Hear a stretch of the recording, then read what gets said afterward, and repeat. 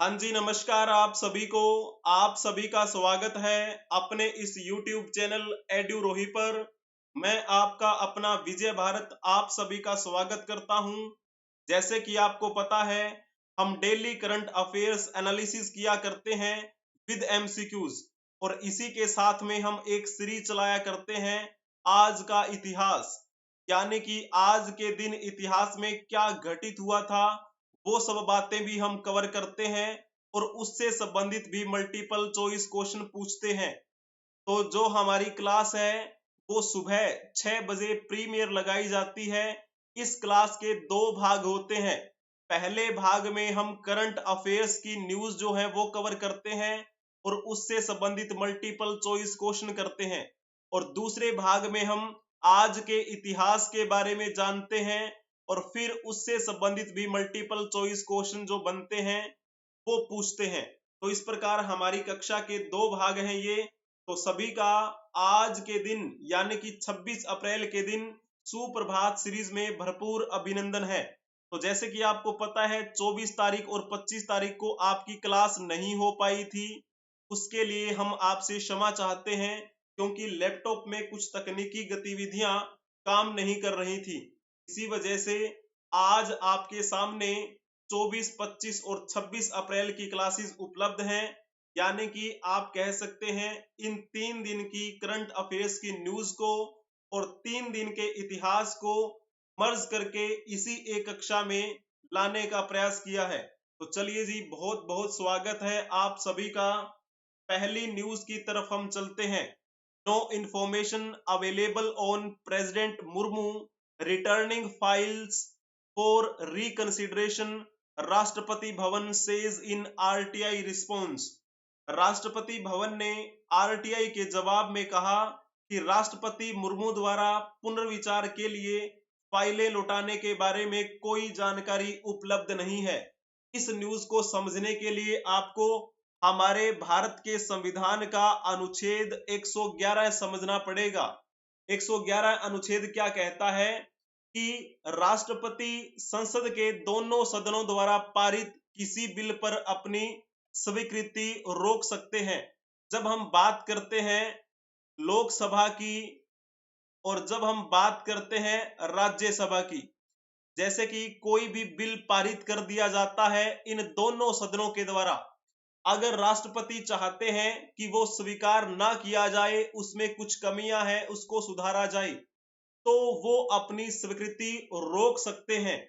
तो फिर इसी 111 के बारे में पूछने के लिए याचिका लगाई गई राज कपिल के द्वारा, जो कि तमिलनाडु से हैं। उन्होंने आरटीआई एक्ट यानी कि जिसे हम कहते हैं राइट टू इंफॉर्मेशन एक्ट 2005, उसके तहत उन्होंने जानने का प्रयास किया है कि हमारे जो वर्तमान के राष्ट्रपति हैं श्रीमती द्रौपदी मुर्मू, उन्होंने कितनी बार किसी संसद के फैसले को पुनर्विचार करने के लिए भेजा। यानी कि आपको पता है प्रधानमंत्री और मंत्री परिषद द्वारा कोई भी फैसला अगर लिया जाता है तो हमारे राष्ट्रपति उसे पुनर्विचार करने के लिए भेज सकते हैं। तो इन्होंने पूछने का प्रयास किया है इस आरटीआई के माध्यम से कि हमें ये जानकारी दीजिए कि हमारी जो श्रीमती द्रौपदी मुर्मू जी हैं, उन्होंने कितनी बार प्रधानमंत्री मंत्री परिषद द्वारा लिए गए निर्णय या फिर निर्णयों का एक कह सकते हैं ना कि उनको वापिस किया है उन्होंने। तो हमें ये जानना है। और वह यह भी जानना चाहते थे कि किसी राज्य या केंद्र शासित प्रदेश की विधानमंडल द्वारा दिए गए निर्णय को राष्ट्रपति ने कितनी बार पुनर्विचार के लिए लौटाया है।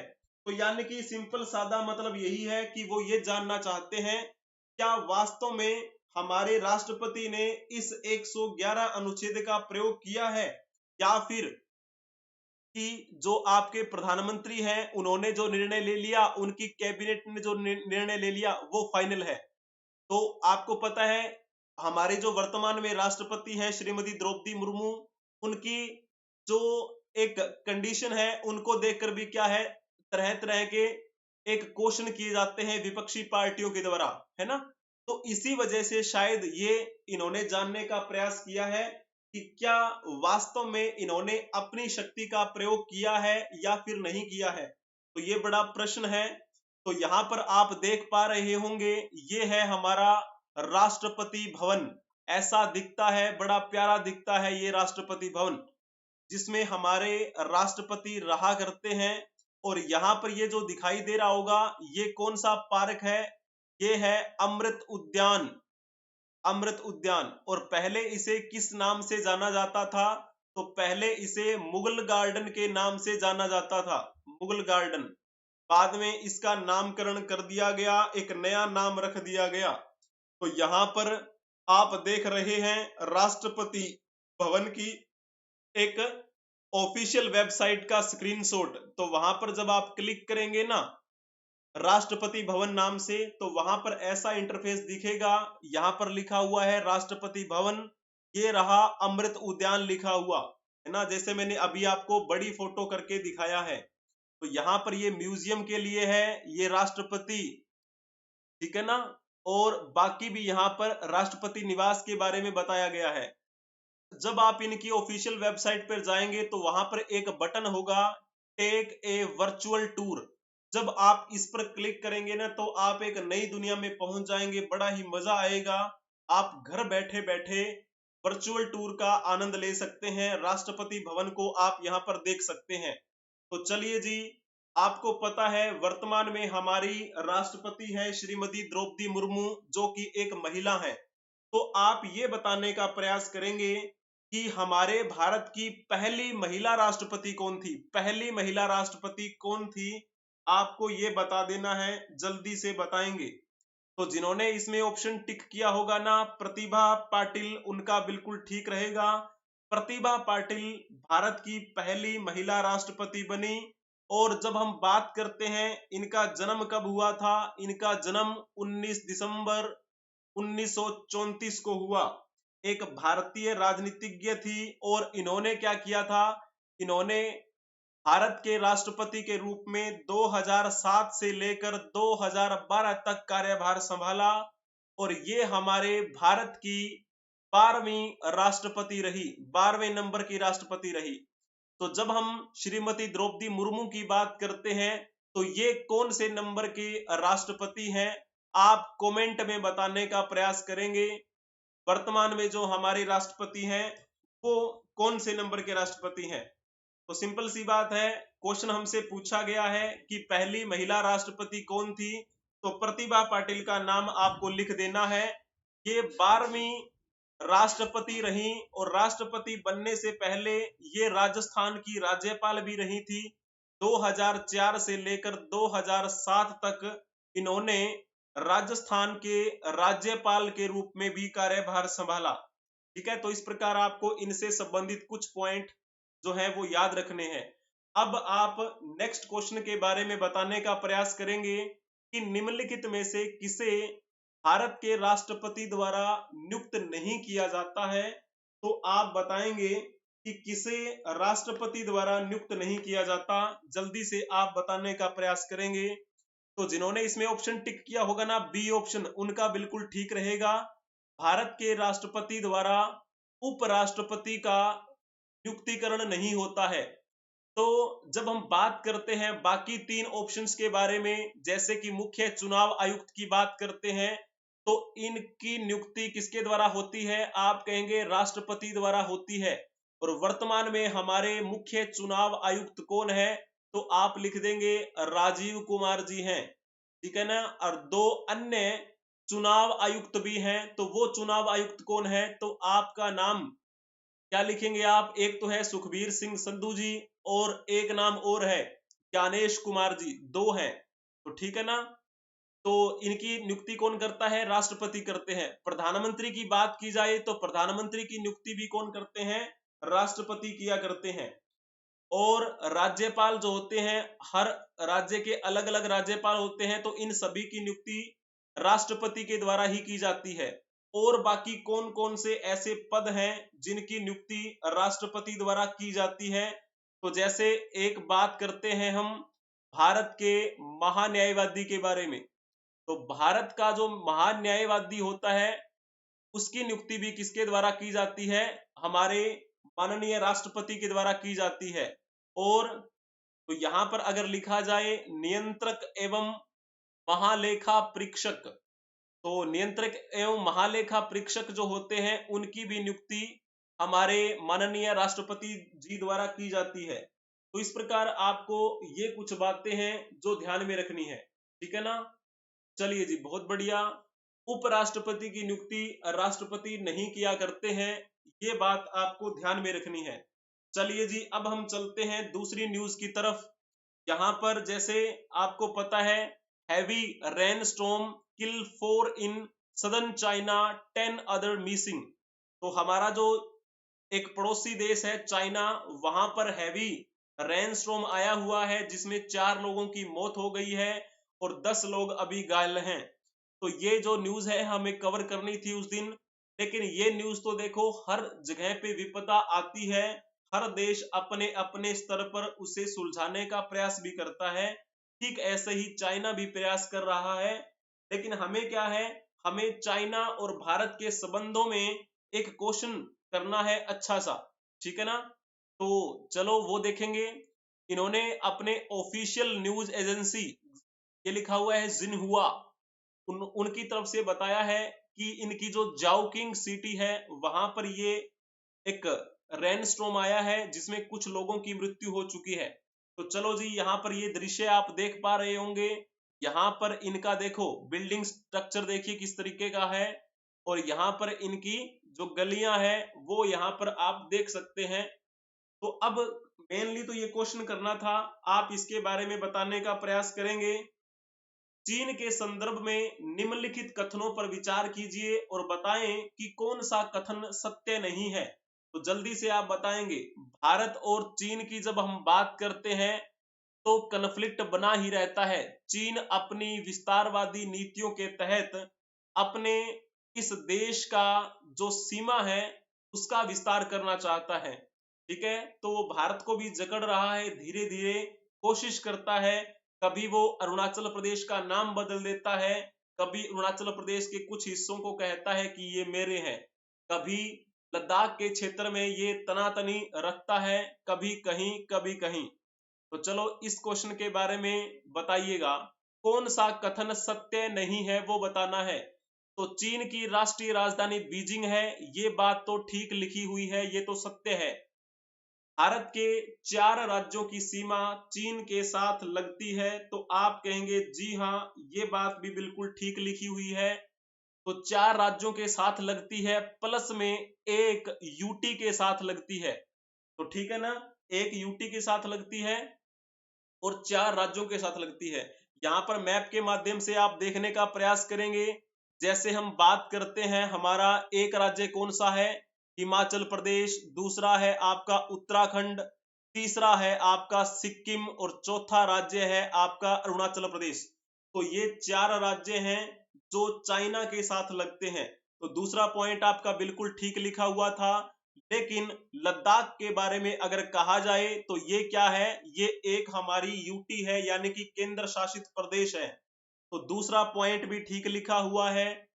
और जब हम तीसरे पॉइंट की बात करते हैं, 1949 में गृह युद्ध के दौरान चीन और ताइवान अलग हो गए, ये बात भी बिल्कुल ठीक लिखी हुई है। और चीन, जिसे हम चीन के नाम से जानते हैं, इसका मूल नाम क्या है, पीपल्स रिपब्लिक ऑफ चाइना। लेकिन जब ताइवान की बात करते हैं इसे हम कहते हैं रिपब्लिक ऑफ चाइना, ठीक है। तो दोनों के नाम में थोड़ा सा अंतर है, आपको ध्यान में रखना है। चीन कहता है कि ये ताइवान हमारा है, और ताइवान कहता है कि नहीं नहीं, हम अपनी सरकार चलाएंगे, हम संप्रभु हैं, हम संप्रभु देश हैं। तो बाकी चौथा पॉइंट बच गया है, भारत ने वन चाइना पॉलिसी को कभी स्वीकार नहीं किया। ये बात गलत लिखी हुई है, तो हमें ये टिक करना था, क्योंकि हमने वन चाइना पॉलिसी को स्वीकार किया था। कब किया था, ये बात है 1949 की। और उस समय पता है आपको, यहाँ पर मुख्य अधिकार किसके क्षेत्र में था, तो उस समय हुआ करते थे हमारे पंडित नेहरू जी, है ना। तो पंडित नेहरू जी हुआ करते थे हमारे प्रधानमंत्री। तो उनके समय में वन चाइना पॉलिसी को स्वीकार किया गया था, ठीक है ना। तो जैसे हम बात करते हैं, अगर हमने उनकी वन चाइना पॉलिसी को स्वीकार किया, वन चाइना यानी कि चाइना एक होना चाहिए, चाइना के दो भाग नहीं होने चाहिए, ताइवान उनका अलग देश नहीं होना चाहिए, ताइवान उन्हीं का एक भाग है, ये है वन चाइना पॉलिसी। अगर हमने उनकी वन चाइना पॉलिसी को स्वीकार किया तो चाइना को भी वन इंडिया पॉलिसी स्वीकार कर लेनी चाहिए थी, है ना। बिल्कुल सही बात है ना।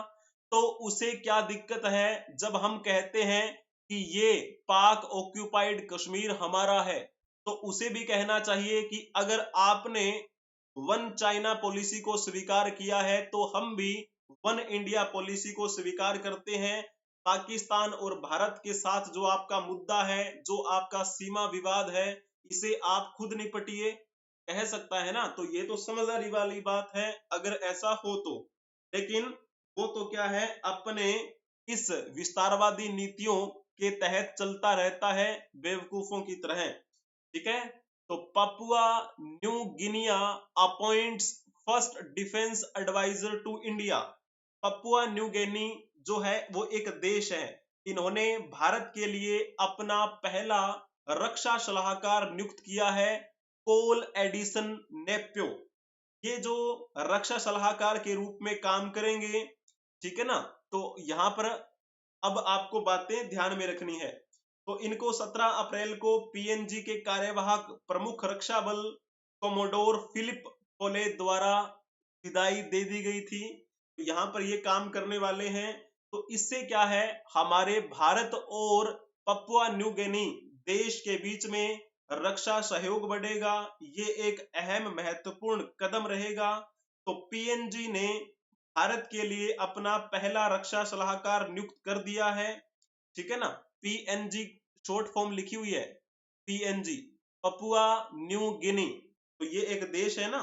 तो यहाँ पर क्या है, कर्नल एडिसन नेप्यो, जिनके बारे में मैंने आपको बताया है, ये देखिए ये नाम है कर्नल एडिसन नेप्यो, ये हमारे भारत में आकर रक्षा सलाहकार के रूप में काम करेंगे। तो ये प्रभाव किस चीज का है, क्यों उन्होंने अपना यहाँ पर रक्षा सलाहकार काम करने के लिए भेजा है, तो प्रभाव किस चीज का है आपको पता है ना। मई 2023 में हमारे भारत के प्रधानमंत्री नरेंद्र मोदी, उन्होंने पीएनजी का दौरा किया था, यानी कि पपुआ न्यू गिनी का दौरा किया था।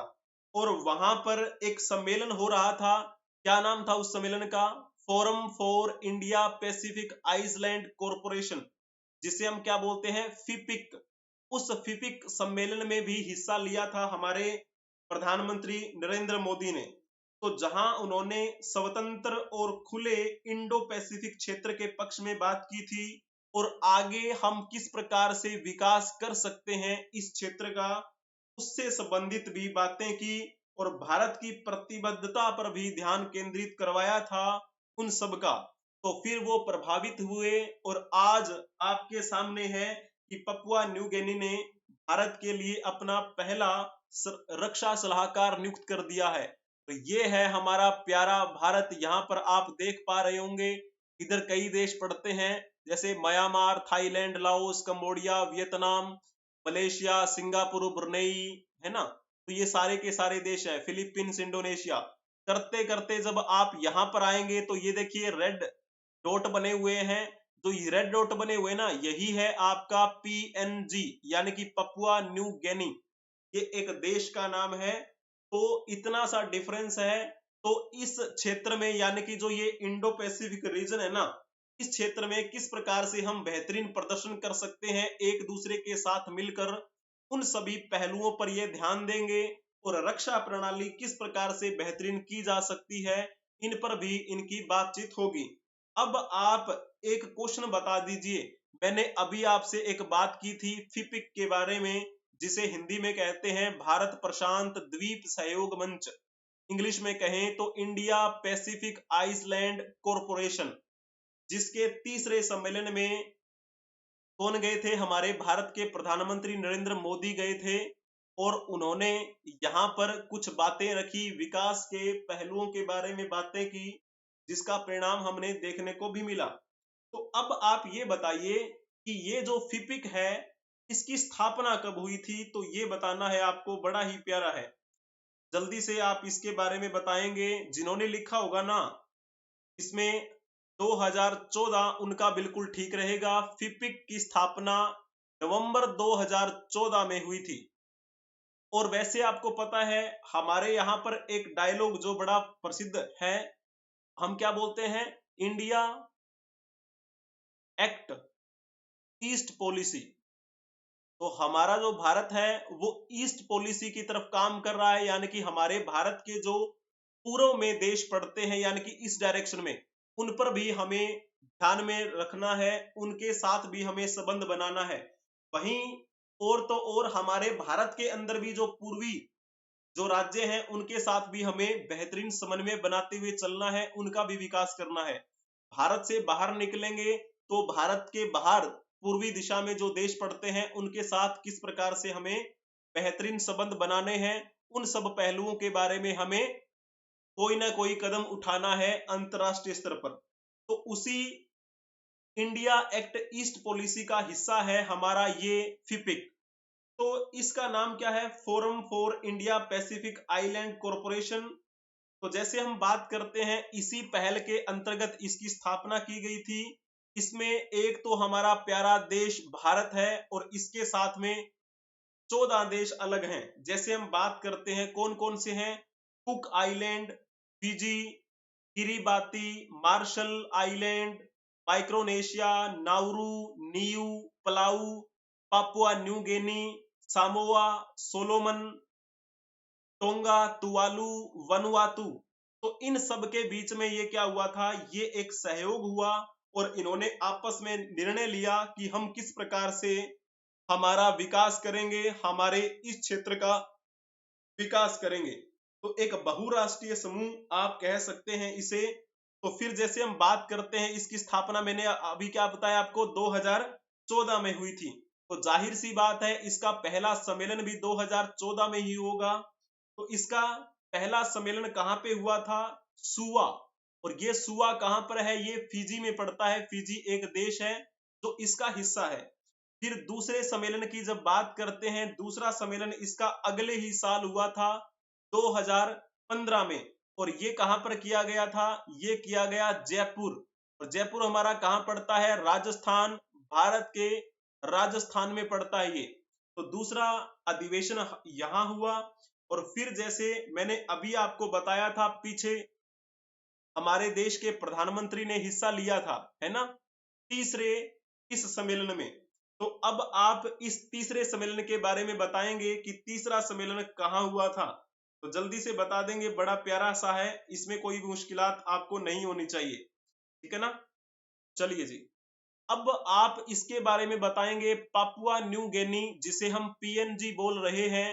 तो पीएनजी की मुद्रा का नाम क्या है, इसके बारे में आपको बताना है। बड़ा ही प्यारा क्वेश्चन, जल्दी से बताएंगे मुद्रा का नाम क्या है पीएनजी का। तो जिन्होंने इसमें लिखा होगा ना कीना, उनका बिल्कुल ठीक रहेगा। पपुआ न्यू गिनी की जो मुद्रा है उसका नाम है कीना। बाकी जैसे हम बात करते हैं रुपया, रुपया कहाँ की मुद्रा है, तो ये हमारे प्यारे भारत की मुद्रा है।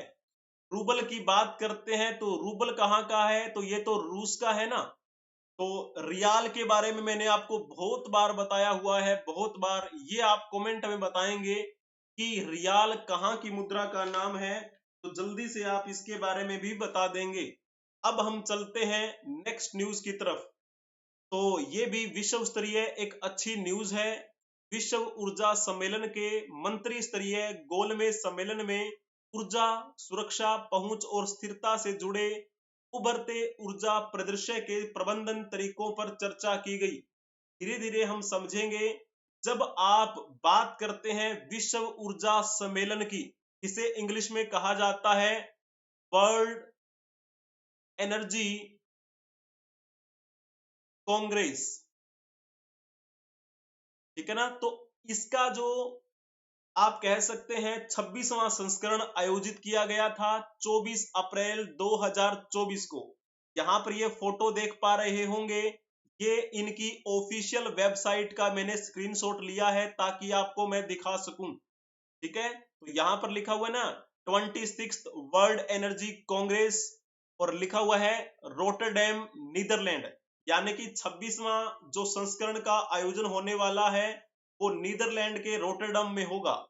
तो फिर आपको पता है 24 तारीख को मैं आपकी क्लास नहीं ले पाया था क्योंकि टेक्निकल ग्लिच की वजह से कुछ परेशानियां मुझे भी हुई, कुछ आपको भी हुई। उस बात के लिए क्षमा चाहते हैं, लेकिन चलो कोई बात नहीं, दिन तो बीत चुका है। 24 तारीख भी निकल गई, 25 भी निकल गई और 26 आज है। तो 24 तारीख को ये विश्व ऊर्जा सम्मेलन यानी कि वर्ल्ड एनर्जी कांग्रेस का 26वां संस्करण आयोजित कर लिया गया और वहां पर मंत्री स्तरीय उस गोलमेज सम्मेलन में बहुत सारे क्या है महत्वपूर्ण बिंदुओं पर बातचीत भी हुई।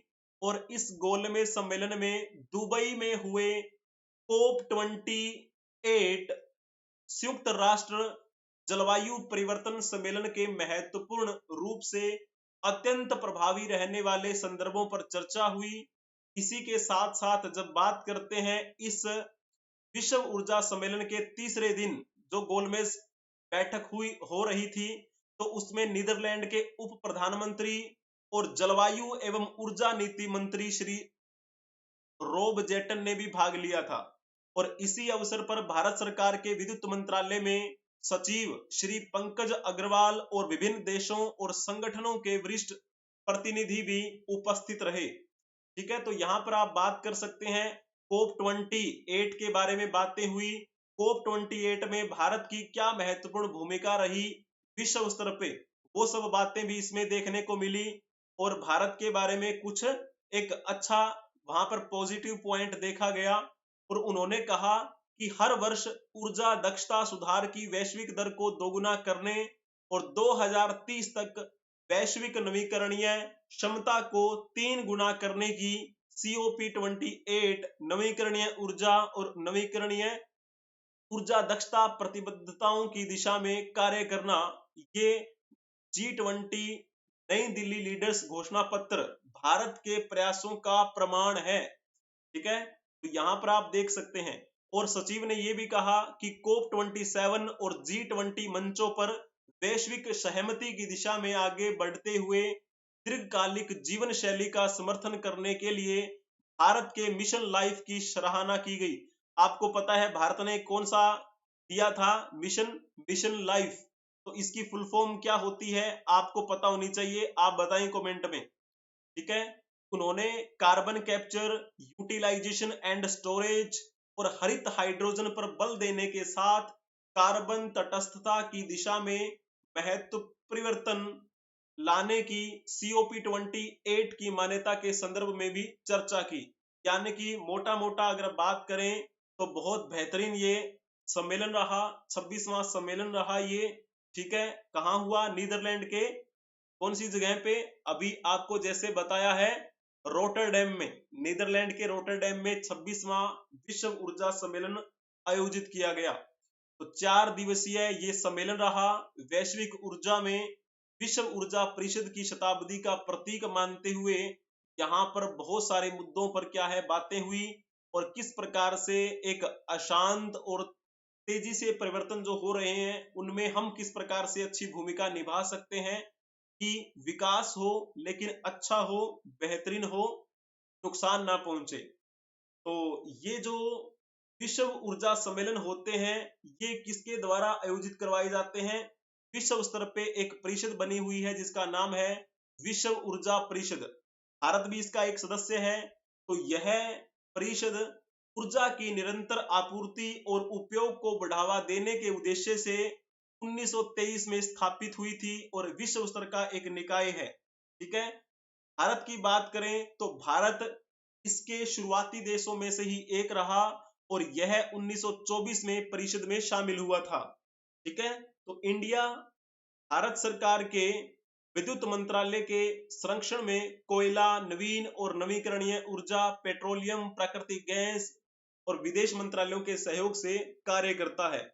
तो बड़ा प्यारा सा यहाँ पर आप स्क्रीनशॉट देख पा रहे होंगे, वर्ल्ड एनर्जी काउंसिल, कहीं कहीं आपको देखने को मिलेगा वर्ल्ड एनर्जी कांग्रेस। जैसे मैंने आपको कांग्रेस लिखा था, क्योंकि उन्होंने जो स्क्रीनशॉट लिखा हुआ था ना अपने आयोजन के लिए, तो उसमें उन्होंने कांग्रेस लिखा हुआ था, इसलिए मैंने आपको कांग्रेस लिखा हुआ दिखाया। तो ये उनकी ऑफिशियल वेबसाइट है जिसका मैंने आपको स्क्रीनशॉट दिखाया है। ऐसी दिखती है उनकी official website, making energy transitions happen a global community. चलिए जी, अब आप इस क्वेश्चन के बारे में जवाब देने का प्रयास करेंगे। विश्व ऊर्जा परिषद, जिसे हम कहते हैं वर्ल्ड एनर्जी काउंसिल, तो आप इसके बारे में बताएंगे कि इसकी स्थापना कब हुई थी। तो मैंने अभी आपको बताया 1920 के दशक में इसकी स्थापना हुई। कब हुई थी? 1923 में।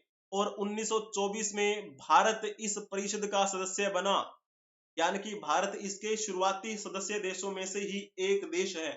ठीक है ना? तो इसमें आपका गलत नहीं होना चाहिए, वो सारी की सारी बातें इसमें लिखी हुई हैं।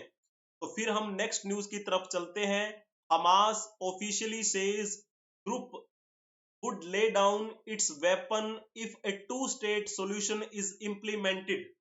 तो हमास के अधिकारियों का कहना है कि यदि टू स्टेट सोल्यूशन कर दिया जाए तो हमारा जो ये हमास समूह है वो हथियार डाल देगा। हमास ने इजराइल के साथ सहमति करने को एक तैयार हो गए हैं। और जैसे उन्होंने कहा है कि जो ये जारी है संघर्ष काफी लंबे समय से, हम हथियार डाल देंगे। शर्त ये है कि 1967 से पहले जो हमारी बॉर्डर की सीमा थी, उस बॉर्डर की सीमा पर सभी अपने अपने चले जाइए। ठीक है, अगर ऐसा करते हैं तो हम हथियार डाल देंगे। और हमारा जो ये टाइम है, यानी कि जो चल रहा है, 5 साल हो गए हैं या फिर 5 साल से भी ज्यादा लंबा समय हो गया है हमें आपस में लड़ते झगड़ते हुए, तो फिर हम युद्ध विराम पर सहमत होने को तैयार हैं अगर आप 1967 से पहले की सीमा पर वापिस चले जाते हैं। तो ये किसने कहा है? ये है खलील अल हया।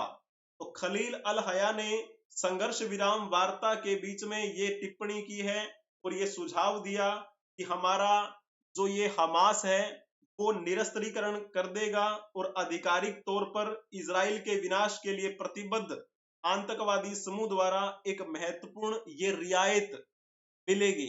इन्होंने कहा है कि हम, अगर ऐसा हो जाता है कि टू स्टेट जो समाधान हो जाए, तो फिर हम हथियार डाल देंगे और फिर हम एक राजनीतिक पार्टी के रूप में कार्य करेंगे, ऐसा इन्होंने कहा है। तो क्या होता है देखते हैं। तो चलो जी, इसके बारे में बता दीजिए। एक बड़ा ही प्यारा क्वेश्चन है, यूपीएससी यूपीपीसीएस लेवल का है ये, यूपीएससी यूपीपीसीएस लेवल। तो आप इसके बारे में बताने का प्रयास करेंगे। गाजा पट्टी के स्थान के संदर्भ में निम्नलिखित कथनों पर विचार कीजिए और बताइए कि इनमें से कौन सा कथन सही है। अबो स्टेटमेंट आर करेक्ट। तो कौन सी स्टेटमेंट करेक्ट है, जल्दी से बताएं। तो पहला पॉइंट क्या लिखा हुआ है? गाजा पट्टी की सीमा दक्षिण पश्चिम में मिस्र तथा उत्तर व पूर्व में इजराइल से लगती है। आप कहेंगे जी हाँ, ये बात ठीक लिखी हुई है। भूमध्य सागर गाजा पट्टी के पश्चिम में स्थित है। आप कहेंगे जी हाँ, ये बात भी बिल्कुल ठीक लिखी हुई है। तीसरा पॉइंट क्या लिखा हुआ है? जॉर्डन की सीमा पूर्व में गाजा पट्टी के साथ लगती है। आप कहेंगे जी नहीं, तीसरा पॉइंट गलत लिखा हुआ है। Jordan doesn't share its border with Gaza strip in the east. ठीक है ना? तो पहले 2 पॉइंट ठीक है बस, यानी कि 1 एंड 2 जिन्होंने टिक किया होगा ना, बी ऑप्शन, उनका बिल्कुल ठीक रहेगा। मैप के माध्यम से समझने का प्रयास करेंगे। यहाँ पर ये देश देख पा रहे होंगे, इजराइल है और यहीं पर आपको फिलिस्तीन नजर आएगा। थोड़ा सा रुकिए, नेक्स्ट स्लाइड पे दिखाते हैं। ईरान के साथ भी इनका काफी अभी संघर्ष चल रहा है। तो ठीक है ना, ये इजराइल के साथ क्या है, एक कन्फ्लिक्ट हमने पहले भी कवर किया था। अब ये मैप आप समझने का प्रयास करेंगे। गाजा स्ट्रिप से संबंधित क्वेश्चन पूछा गया था आपसे। तो ठीक है, इसमें क्या पूछा था इन्होंने, पहला पॉइंट पढ़ के देखिए। गाजा पट्टी की सीमा दक्षिण पश्चिम में मिस्र तथा उत्तर व पूर्व में इजराइल से लगती है। जैसे हम डायरेक्शन की बात करते हैं तो ऐसे डायरेक्शन बना लेंगे। ये आपकी पूर्वी दिशा, ये पश्चिमी दिशा और ये उत्तरी दिशा और ये आपकी दक्षिणी दिशा। तो जैसे इन्होंने क्या कहा है, ये कौन सी दिशा बनेगी आपकी? ये है आपकी दक्षिणी पश्चिमी। तो दक्षिणी पश्चिमी जब आप जाएंगे यानी इस डायरेक्शन में, तो क्या है यहाँ पर है मिस्र। तो पहला पॉइंट आपका कवर हुआ। फिर जब हम इसके उत्तर में देखते हैं, तो उत्तर में देखें तो भी इजराइल की बाउंड्री है, और इधर देखें पूर्व में तो भी ये इजराइल ही है आपका। तो पहला पॉइंट आपका ठीक था। फिर दूसरा पॉइंट पढ़ने का प्रयास करेंगे। भूमध्य सागर गाजा पट्टी के पश्चिम में स्थित है। आप कहेंगे जी हाँ, बिल्कुल है। जब आप इस गाजा पट्टी के पश्चिम में जाएंगे, तो यहाँ पर ये ब्लू कलर में दिख रहा होगा आपको, ये भूमध्य सागर ही तो है। तो भूमध्य सागर कौन सी दिशा में है? पश्चिम दिशा में है, गाजा स्ट्रिप के। फिर तीसरा पॉइंट पढ़ने का प्रयास करेंगे आप। तीसरा पॉइंट क्या है? इसमें लिखा है जॉर्डन की सीमा पूर्व में गाजा पट्टी के साथ लगती है। ये बात गलत लिखी हुई है, यहाँ पर समझने का प्रयास करेंगे। ये है आपकी गाजा स्ट्रिप। गाजा स्ट्रिप के अगर आप पूर्व में आएंगे, तो यहाँ पर आपको क्या दिखेगा? इजराइल दिखेगा। तो यहाँ पे तो इजराइल है। जब आप इजराइल को भी क्रॉस कर जाओगे ना, तो आपको यहाँ पर जॉर्डन दिखेगा। ये रहा जॉर्डन, ये रहा इजराइल, और ये रहा गाजा पट्टी। तो बीच में इजराइल की सीमा लगती है, डायरेक्ट गाजा पट्टी के साथ जॉर्डन की सीमा नहीं लगती है। चलो जी, अब आप नेक्स्ट न्यूज की तरफ देखने का प्रयास करेंगे। US slams Russia for vetoing UNSC resolution on outer space treaty. America ने बाह्य अंतरिक्ष संधि पर यूएनएससी में रूस के वीटो लगाने पर उनकी आलोचना की है। जैसे आपको पता है, थोड़ा सा इसको समझने का प्रयास करेंगे। एक सेकंड रुकिए। जब हम यूएनएससी के बारे में बात करते हैं, यूएनएससी इसे हम क्या बोलते हैं? United nation security council. Hindi में कहें तो संयुक्त राष्ट्र सुरक्षा परिषद। संयुक्त राष्ट्र सुरक्षा परिषद। इसमें अगर हम सदस्यों की बात करें, तो सदस्य इसमें 5 तो वो होते हैं जिनके पास स्थायी सदस्यता है, और 10 वो हैं जिनके पास अस्थायी सदस्यता है, जिनका क्या है, हर 2 साल बाद में क्या है, इनकी एक नई, आप कह सकते हैं, नियुक्ति होती है। तो ऊपर 5 चेहरे जो देख पा रहे होंगे ना आप, ये 5 चेहरे वो हैं जो वीटो लगा सकते हैं किसी भी मुद्दे पर। पहले मैं आपसे क्वेश्चन पूछूंगा, उस क्वेश्चन के बारे में बताएंगे, आपको पता होगा पक्का। निम्नलिखित में से कौन संयुक्त राष्ट्र सुरक्षा परिषद के 5 स्थायी सदस्य देश हैं? 5 स्थायी सदस्य देश कौन कौन से हैं, आपको इसके बारे में बताना है। फिर मैं आपको मैप के माध्यम से भी समझाऊंगा, फिर मैं आपको फोटोज के माध्यम से भी समझाऊंगा। जल्दी से बताएं। संयुक्त राज्य अमेरिका वहां का सदस्य है, यूनाइटेड स्टेट भी है, फ्रांस भी है, रूस भी है, चाइना भी है। तो जिन्होंने सी ऑप्शन टिक किया होगा उनका बिल्कुल ठीक रहेगा। बहुत ही बढ़िया बताया है सभी ने। तो यहाँ पर 5 फोटो देख पाएंगे आप। यहाँ पर जो पहली फोटो है, ये चाइना का प्रतिनिधित्व करते हैं। दूसरी फोटो में जो दिख रहे हैं आपको, ये फ्रांस का प्रतिनिधित्व करते हैं। और तीसरी फोटो है रशिया के फेडरेशन, रशिया फेडरेशन यानी कि रूस गणराज्य जो है ना, तो रूस के ये प्रतिनिधि हैं। और ये है यूके के प्रतिनिधि महिला, और यूएस की प्रतिनिधि भी एक महिला है। तो 5 स्थायी सदस्य देशों के प्रतिनिधि आपको ऊपर दिखाई दे रहे होंगे। बाकी जो बच गए हैं 10 जो अस्थायी हैं, उनके प्रतिनिधियों की फोटो मैंने आपको दिखाई है। और सिक्योरिटी काउंसिल का जो प्रेसिडेंट है वर्तमान में कौन सा है? तो माल्टा। और ये कब से है? अप्रैल 2024। ठीक है ना। तो यहाँ पर सिक्योरिटी काउंसिल प्रेसिडेंट कौन बना हुआ है? माल्टा देश। तो उसी प्रकार से क्या है, अब कोई भी मुद्दा है, जैसे 5 नाम मैंने आपको गिना दिए, ठीक है। यूएस के बारे में मैंने बताया, और उसके बाद में यूके के बारे में बताया, फ्रांस के बारे में बताया, और इसके बारे में बताया, रूस के बारे में, और चीन के बारे में।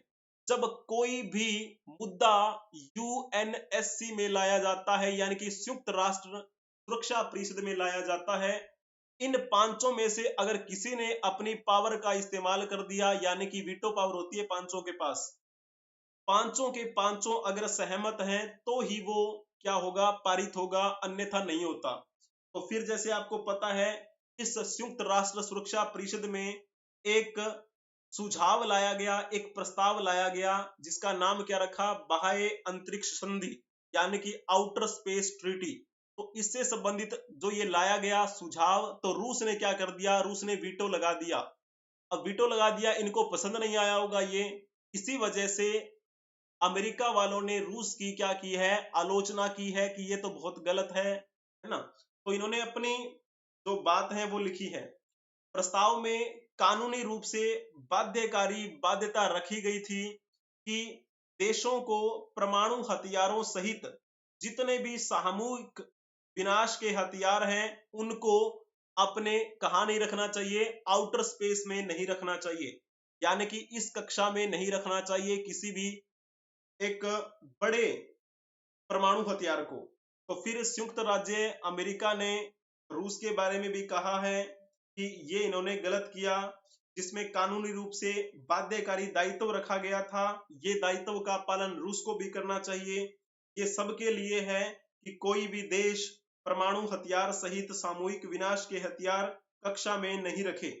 जैसा कि हमने पहले नोट किया है कि संयुक्त राज्य अमेरिका का ये आंकलन है कि रूस परमाणु उपकरण ले जाने वाला एक नया उपग्रह विकसित कर रहा है, यानी कि उनको ये डर लग रहा है कि रूस ने तो क्या कर लिया है, एक परमाणु उपकरण ले जाने वाला उपग्रह ही क्या कर दिया है, बना लिया है, और वो विकसित करके उसे वहां पर भेज देंगे और फिर क्या है, सभी की छुट्टी हो जाएगी। इसीलिए उन्होंने कहा है कि उस रेंज में अपने हथियारों को नहीं लेके चले जाना, इसीलिए हम ये ट्रीटी ला रहे हैं, आउटर स्पेस ट्रीटी। तो सभी पालन करें, लेकिन रूस ने वीटो लगा दिया और फिर अमेरिका वाले क्या है, डर रहे हैं, ऐसा कह सकते हैं आप। इन दोनों की तो कभी नहीं बनी, हमेशा से। यहाँ पर ये पता लग गया ना आपको यूएनएससी क्या होता है। यूएनएससी में टोटल 15 सदस्य होते हैं, 5 स्थायी होते हैं यानी कि परमानेंट होते हैं, जिनको कभी भी हटाया नहीं जा सकता। भारत भी इस दौड़ में है कि कब उसे परमानेंट सीट मिल जाएगी यूएनएससी में।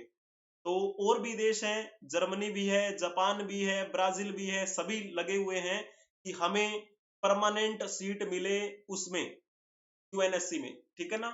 अब जैसे हम बात कर रहे हैं संयुक्त राज्य अमेरिका के बारे में, तो आप एक प्यारा सा क्वेश्चन पॉलिटी का है ये आप बताएंगे कि हमारे भारत के संविधान में सन्निहित रिक्त स्थान को संयुक्त राज्य अमेरिका के संविधान से लिया गया है। तो आप इसके बारे में बताएं कि हमने अमेरिका के संविधान से क्या लिया हुआ है।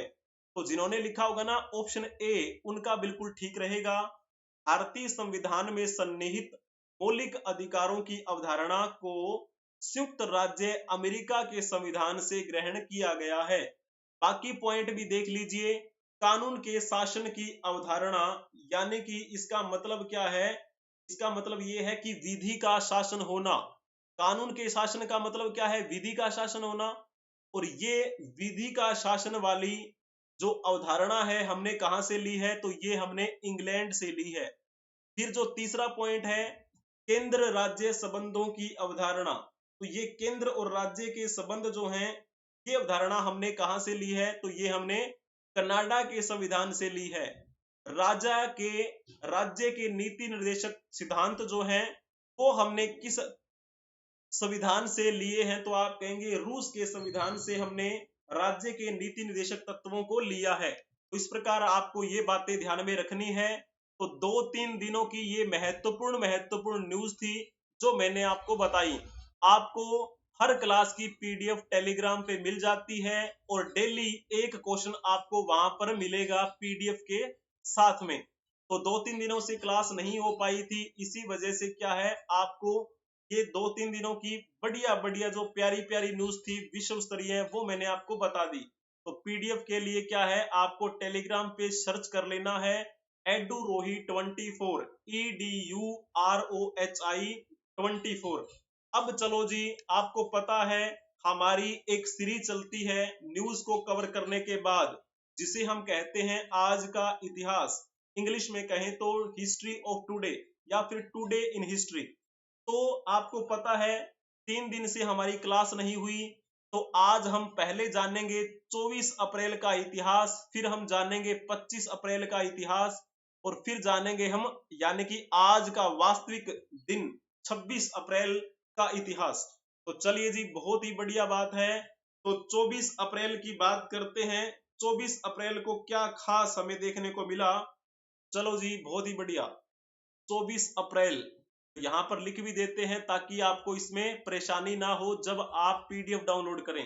तो राष्ट्रीय पंचायती राज दिवस मनाया जाता है इस दिन, यानी कि हर साल 24 अप्रैल को राष्ट्रीय पंचायती दिवस मनाया जाता है। तो कारण क्या है इसके पीछे? तो पहले मैं आपसे एक क्वेश्चन पूछूंगा ताकि आपको पता लग जाए।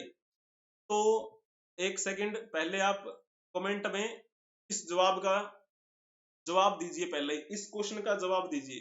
पंचायती राज व्यवस्था के संदर्भ में निम्नलिखित में से जो सही नहीं है वो आपको बताना है। तो जो सही नहीं है वो बताइएगा आप जल्दी से। पंचायती राज को संवैधानिक स्थिति प्रदान करने की संस्तुति एल.एम. सिंघवी कमेटी के द्वारा दी गई, ये बात तो ठीक लिखी हुई है, तो हमें ये टिक नहीं करना है। भारतीय संविधान के 73वें संशोधन के तहत पंचायतों के नियमित चुनाव कराने का प्रावधान किया गया, यानी कि जो हमारा संविधान का 73वां संशोधन किया गया उसी के तहत नियमित चुनाव करवाने का प्रावधान किया गया, ये बात भी बिल्कुल ठीक लिखी हुई है। फिर जब हम देखते हैं तीसरे पॉइंट के बारे में, भारतीय संविधान की 11वीं अनुसूची में पंचायतों के कुल 29 विषय निर्धारित किए गए हैं। आप कहेंगे जी हाँ, ये बात भी बिल्कुल ठीक लिखी हुई है। भारत में राष्ट्रीय पंचायती राज दिवस 2 अक्टूबर को मनाया जाता है, ये बात गलत लिखी हुई है और हमें यही टिक करना है, क्योंकि 2 अक्टूबर को नहीं मनाया जाता, ये हर साल 24 अप्रैल को मनाया जाता है। ठीक है ना? तो कब मनाया जाता है? आप कहेंगे जी 24 अप्रैल को मनाया जाता है ये। ठीक है, चलो वापस चलते हैं हमारी उस स्लाइड पे। तो यानी कि 24 अप्रैल के दिन क्या है? राष्ट्रीय पंचायती राज दिवस। कारण क्या रहा? क्योंकि जो हमारा 73वां संविधान संशोधन हुआ था, 73वां संविधान संशोधन, कब की बात है ये बात है 1992 की। 1992 में ये संशोधन किया गया था, जिसके तहत नियमित चुनाव करवाने का प्रावधान रखा गया और इसके तहत क्या किया गया? एक नया भाग जोड़ा, नया भाग भी जोड़ लिया इसके तहत। कौन सा भाग था? वो 9वां भाग था। और कौन कौन से अनुच्छेद जोड़े गए? तो आप कहेंगे 243 से लेकर 243 ओ तक इसमें जोड़े गए। ठीक है ना? जब हम बात करते हैं, फिर चलो ये तो बात हो गई 1992 में हमने हमारा 73वां संविधान संशोधन कर लिया, जिसके तहत पंचायतों के चुनावों को संवैधानिक करार दे दिया गया। तो ये जो संविधान संशोधन है ना, ये लागू कब किया गया था? तो लागू करने का दिन 24 अप्रैल था, 24 अप्रैल 1993। 24 अप्रैल 1993 को पंचायती, जो आपका कह सकते हैं ना, पंचायत से संबंधित ये संशोधन लागू किया गया। इसी वजह से हर साल राष्ट्रीय पंचायती राज दिवस 24 अप्रैल को ही मनाया जाता है। और जब बात करते हैं हम पहली बार कब मनाया गया, तो बड़ा प्यारा क्वेश्चन है ये भी। पहली बार कब मनाया गया राष्ट्रीय पंचायती राज दिवस? तो आप कहेंगे 2010 में मनाया गया था। उस समय हमारे प्रधानमंत्री कौन हुआ करते थे? तो आप कहेंगे डॉक्टर मनमोहन सिंह। तो डॉक्टर मनमोहन सिंह जब हमारे प्रधानमंत्री थे उस समय 2010 24 अप्रैल को ये मनाया गया, 24 अप्रैल। तो पहली बार घोषणा 2010 को हुई थी मनाने की। पॉइंट हो गया क्लियर? इसमें आपको गलती बिल्कुल भी नहीं करनी है। तो भारत में पंचायती राज से संबंधित सिफारिशों के लिए बहुत सारी जो महत्वपूर्ण समितियां थी, जैसे एक तो मैंने आपसे पूछा ही था क्वेश्चन में, एल.एम. सिंघवी कमेटी। इसके अलावा बात करें तो जैसे बात कर लेते हैं, इसके अलावा प्लस कर लेते हैं ना, प्लस में एक तो नाम आता है बलवंत राय मेहता समिति। ये सबसे मतलब आप कह सकते हैं सबसे पहले की है। उसके बाद में और भी बनी, जैसे वीटी कृष्णामाचारी समिति, करने को तो बहुत बताया जा सकता है, लेकिन फिर क्या है, ज्यादा डीप चले जाएंगे फिर आपका ये जो क्लास है वो थोड़ी लंबी हो जाएगी। अशोक मेहता समिति की बात करते हैं तो ये भी इसी से संबंधित है। हालांकि संवैधानिक स्थिति प्रदान करने के लिए तो ये सिंघवी कमेटी है, लेकिन इसके अलावा वो कमेटी थी जिन्होंने पंचायती राज से संबंधित बातें कही, पंचायती राज से संबंधित, है ना। तो थोड़ा सा इसमें अंतर आपको ध्यान में रखना है। और भी है, पीके थुगोंग समिति भी आती है, एक नाम जो आपको पढ़ने को मिलता है। तो फिर आपको पता है जो ये दिवस मनाया जा रहा था हमारे पूरे राष्ट्र में, यानी कि राष्ट्रीय पंचायती राज दिवस, तो पंचायती राज मंत्रालय के द्वारा ये न्यूज लगाई गई थी कि पंचायती राज मंत्रालय में सचिव श्री विवेक भारद्वाज और ग्रामीण विकास मंत्रालय में सचिव श्री शैलेश कुमार सिंह ने नई दिल्ली में राष्ट्रीय पंचायती राज दिवस के उपलक्ष्य में जमीनी स्तर पर शासन के मुद्दे पर राष्ट्रीय संगोष्ठी का उद्घाटन किया। यहाँ पर आप देख पा रहे होंगे, ये हैं कौन, विवेक भारद्वाज, और ये जो साइड में आप फोटो देख रहे हैं इनके साथ में खड़े हैं, ये कौन है, ये हैं आपके शैलेश कुमार। शैलेश कुमार, यहाँ पे रब कर देते हैं, ये गलती से नाम गलत हो गया। चलिए जी, बहुत ही बढ़िया है। यहाँ पर ये फोटो देख पा रहे होंगे, ये है शैलेश कुमार। अब यहाँ पर ये उद्बोधन के दौरान दोनों की अलग अलग फोटो हैं। विवेक भारद्वाज जो कि पंचायती राज मंत्रालय में सचिव हैं, शैलेश कुमार जो कि ग्रामीण विकास मंत्रालय में सचिव हैं। तो ठीक है, दोनों ने संगोष्ठी का कार्यक्रम किया। अब चलो जी, चलते हैं हम 24 अप्रैल के दिन जयंती और जन्मदिन के बारे में देखने के लिए। जयंती किसकी होती है, जिसकी मृत्यु हो चुकी हो। जन्मदिन उसका मनाया जाता है जो जिंदा हो, ठीक है ना, जो जिंदा हो उसका जन्मदिन मनाते हैं। जो इस धरती से चला जा चुका हो तो उसके लिए हम कहते हैं कि उसकी आज जयंती है। तो इनमें इतना अंतर है, थोड़ा सा आपको ध्यान में रखना है। तो सबसे पहले हम बात करते हैं जन्मदिन की। तो जन्मदिन जो है आपको पता है, ये है हमारे सचिन तेंदुलकर, जिनको क्या बोला जाता है, जिनको क्रिकेट का भगवान बोला जाता है। तो किस प्रकार से इन्होंने क्रिकेट के क्षेत्र में कीर्तिमान रचा, वो बड़ा ही महत्वपूर्ण है। ठीक है, तो इनका जन्म कब हुआ था, इनका जन्म आज ही के दिन हुआ था।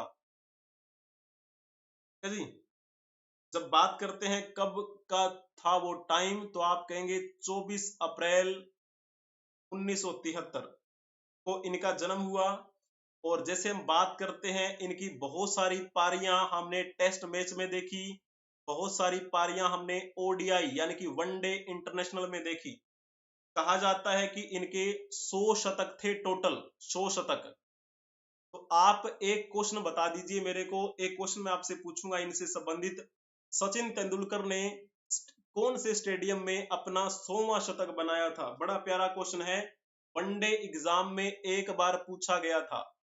आपको फील आ जाए बस कि हाँ हमें पता है ना। इसीलिए टेस्ट क्रिकेट में 15,000 से ज्यादा रन बनाने वाले वे विश्व के एकमात्र खिलाड़ी हैं, है ना।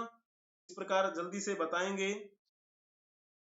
जिन्होंने लिखा होगा ना शेरे बंगला क्रिकेट स्टेडियम, उनका बिल्कुल ठीक रहेगा। बहुत ही बढ़िया बताया है सभी ने, जिन्होंने डी ऑप्शन टिक किया है। तो यहाँ पर आप फोटो देख पा रहे होंगे, ये है इनके टेस्ट क्रिकेट की कुछ बारियां।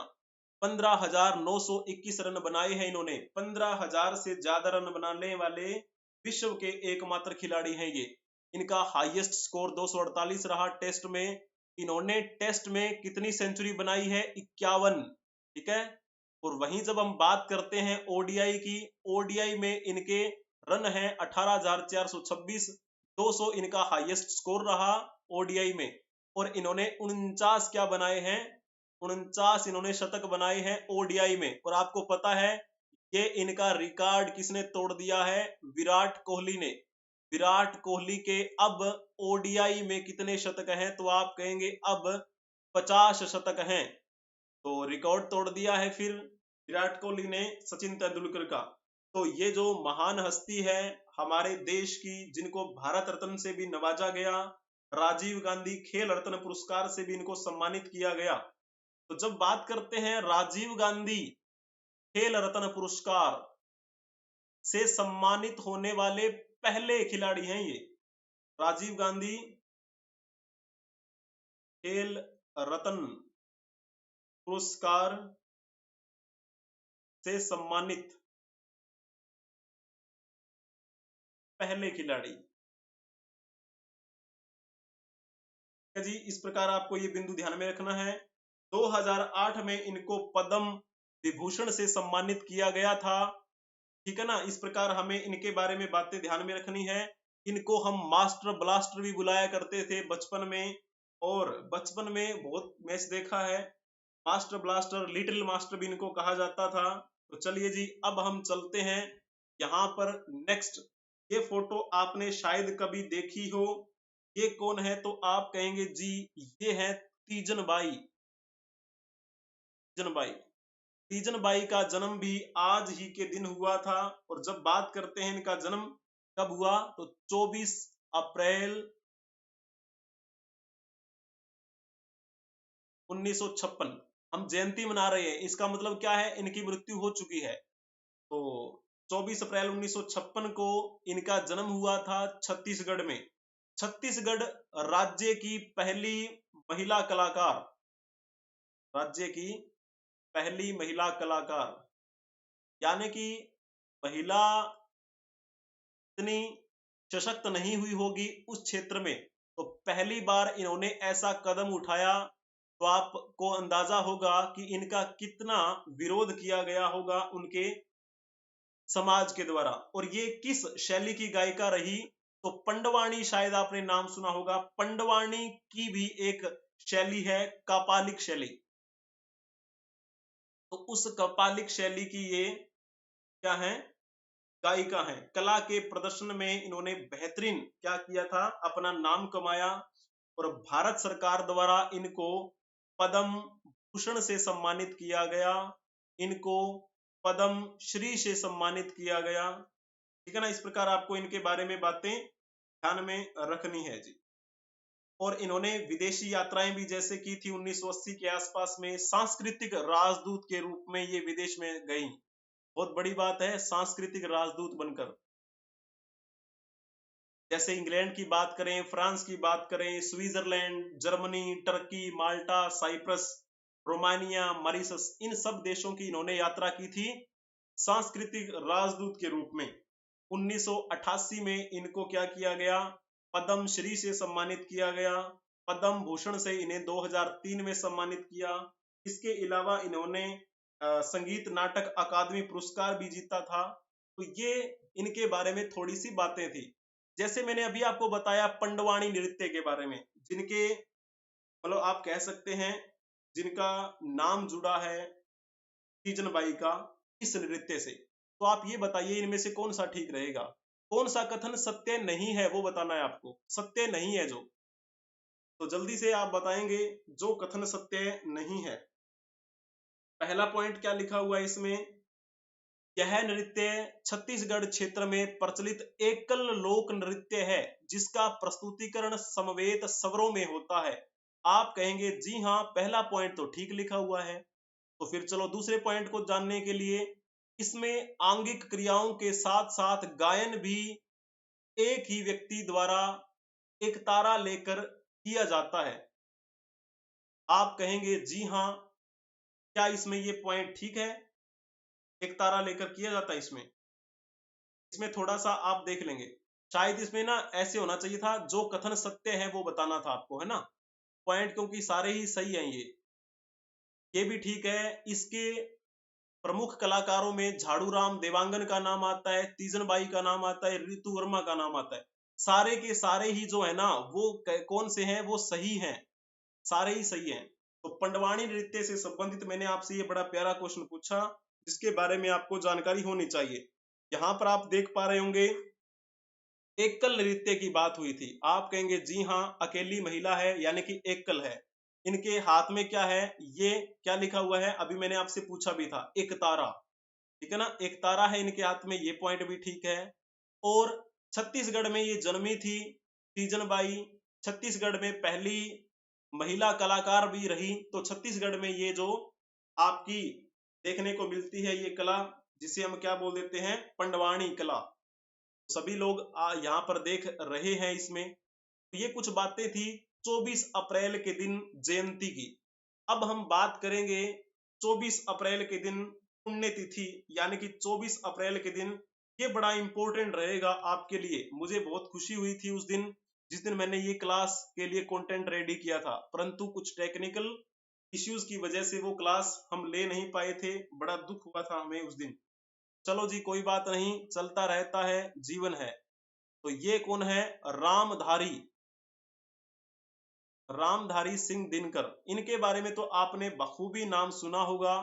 इनकी पुण्यतिथि आज ही के दिन, यानी कि इनकी मृत्यु हुई थी आज के दिन 24 अप्रैल 1974 को इनकी मृत्यु हुई थी चेन्नई में। चेन्नई कहाँ है, तमिलनाडु,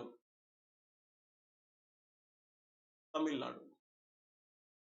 और इनका जन्म यहाँ पर चलो लिख देते हैं 23 सितंबर 1908 से लेकर इन्होंने 1974 तक अपना ये जीवन दिया इस धरा को। मुंगेर बिहार में ये जन्मे थे। इनके अगर हम बारे में बात करें तो इनका जो मुख्य क्षेत्र वैसे पटना रहा, यानी कि वहां बिहार में इनकी मुख्य रचनाओं की जब बात करते हैं हम, एक का नाम आता है रश्मि रथी, एक का नाम आता है उर्वशी, कुरुक्षेत्र, ये भी इनकी रचना है।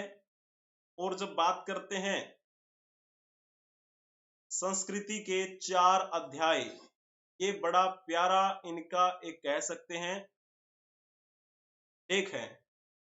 परशुराम की हुंकार, सॉरी परशुराम की प्रतीक्षा, हुंकार, हाहाकार, चक्रव्यूह, ये बहुत सी रचनाएं हैं इनके द्वारा लिखी गई। ज्यादा हम इनके बारे में बात नहीं करेंगे। इनको राष्ट्र कवि की उपाधि दी गई, राष्ट्र कवि, है ना, राष्ट्र कवि। और जब बात करते हैं इनको कौन कौन से पुरस्कार मिले, इनको ज्ञानपीठ पुरस्कार मिला, भारतीय ज्ञानपीठ पुरस्कार, जो कि साहित्य की श्रेणी में दिया जाता है। और इनको साहित्य अकादमी पुरस्कार भी मिला, साहित्य अकादमी पुरस्कार। और जैसे आपको पता है हमारे जो सर्वोच्च 4 नागरिक सम्मान है, उनमें से जो तीसरे नंबर का सम्मान है, जिसे हम क्या बोलते हैं, पद्म भूषण, तो इनको पद्म भूषण से भी सम्मानित किया गया था। ये बात भी आपको याद रखनी है। अब आप ये बता दीजिएगा कि निम्नलिखित में से कौन सी रचना रामधारी सिंह दिनकर द्वारा लिखी नहीं गई है। तो जो लिखी नहीं गई है वो आपको बताना है। जल्दी से आप इनके बारे में बताने का प्रयास करेंगे। जिन्होंने लिखा होगा ना डी ऑप्शन, उनका बिल्कुल ठीक लिखा हुआ है, बहुत ही बढ़िया बताया है सभी ने। तो सूत्रालंकार जो है वो रामधारी दिनकर जो है उनके द्वारा लिखी नहीं हुई है। बाकी जो तीनों पॉइंट हैं वो इन्हीं के द्वारा लिखे हुए हैं। सबसे पहले समझो, आपको थोड़ा सा प्राचीन समय में चलना होगा। चौथी बौद्ध संगीति का आयोजन तो आपको पता होगा। चौथी बौद्ध संगीति का आयोजन कब हुआ था, आप कहेंगे 78 ईस्वी में हुआ। किसके समय में हुआ, तो आप कहेंगे कुषाण वंश के समय में हुआ। कुषाण वंश के कौन से राजा गद्दी पर बैठे हुए थे, तो आप कहेंगे सम्राट कनिष्क बैठे हुए थे। सम्राट कनिष्क का राज्याभिषेक कब हुआ था, 78 ईस्वी में ही हुआ। 78 ईस्वी में ही सम्राट कनिष्क ने शक संवत की शुरुआत करवाई थी। शक संवत जो हमारे भारत का राष्ट्रीय संवत है, इसी 78 ईस्वी में सम्राट कनिष्क के समय में चौथी बौद्ध संगीति का आयोजन किया गया। और इस चौथी बौद्ध संगीति में अध्यक्ष कौन बने थे, तो नाम आता है वसुमित्र का। ठीक है, वसुमित्र के द्वारा लिखी गई रचना कौन सी है, तो आप कहेंगे महाविभास सूत्र, महाविभास सूत्र। ये बात तो बिल्कुल ठीक लिखी हुई है, बहुत बढ़िया। इस चौथी बौद्ध संगीति में उपाध्यक्ष की भूमिका किसने निभाई थी, तो आपको पता है नाम आता है अशव घोष का।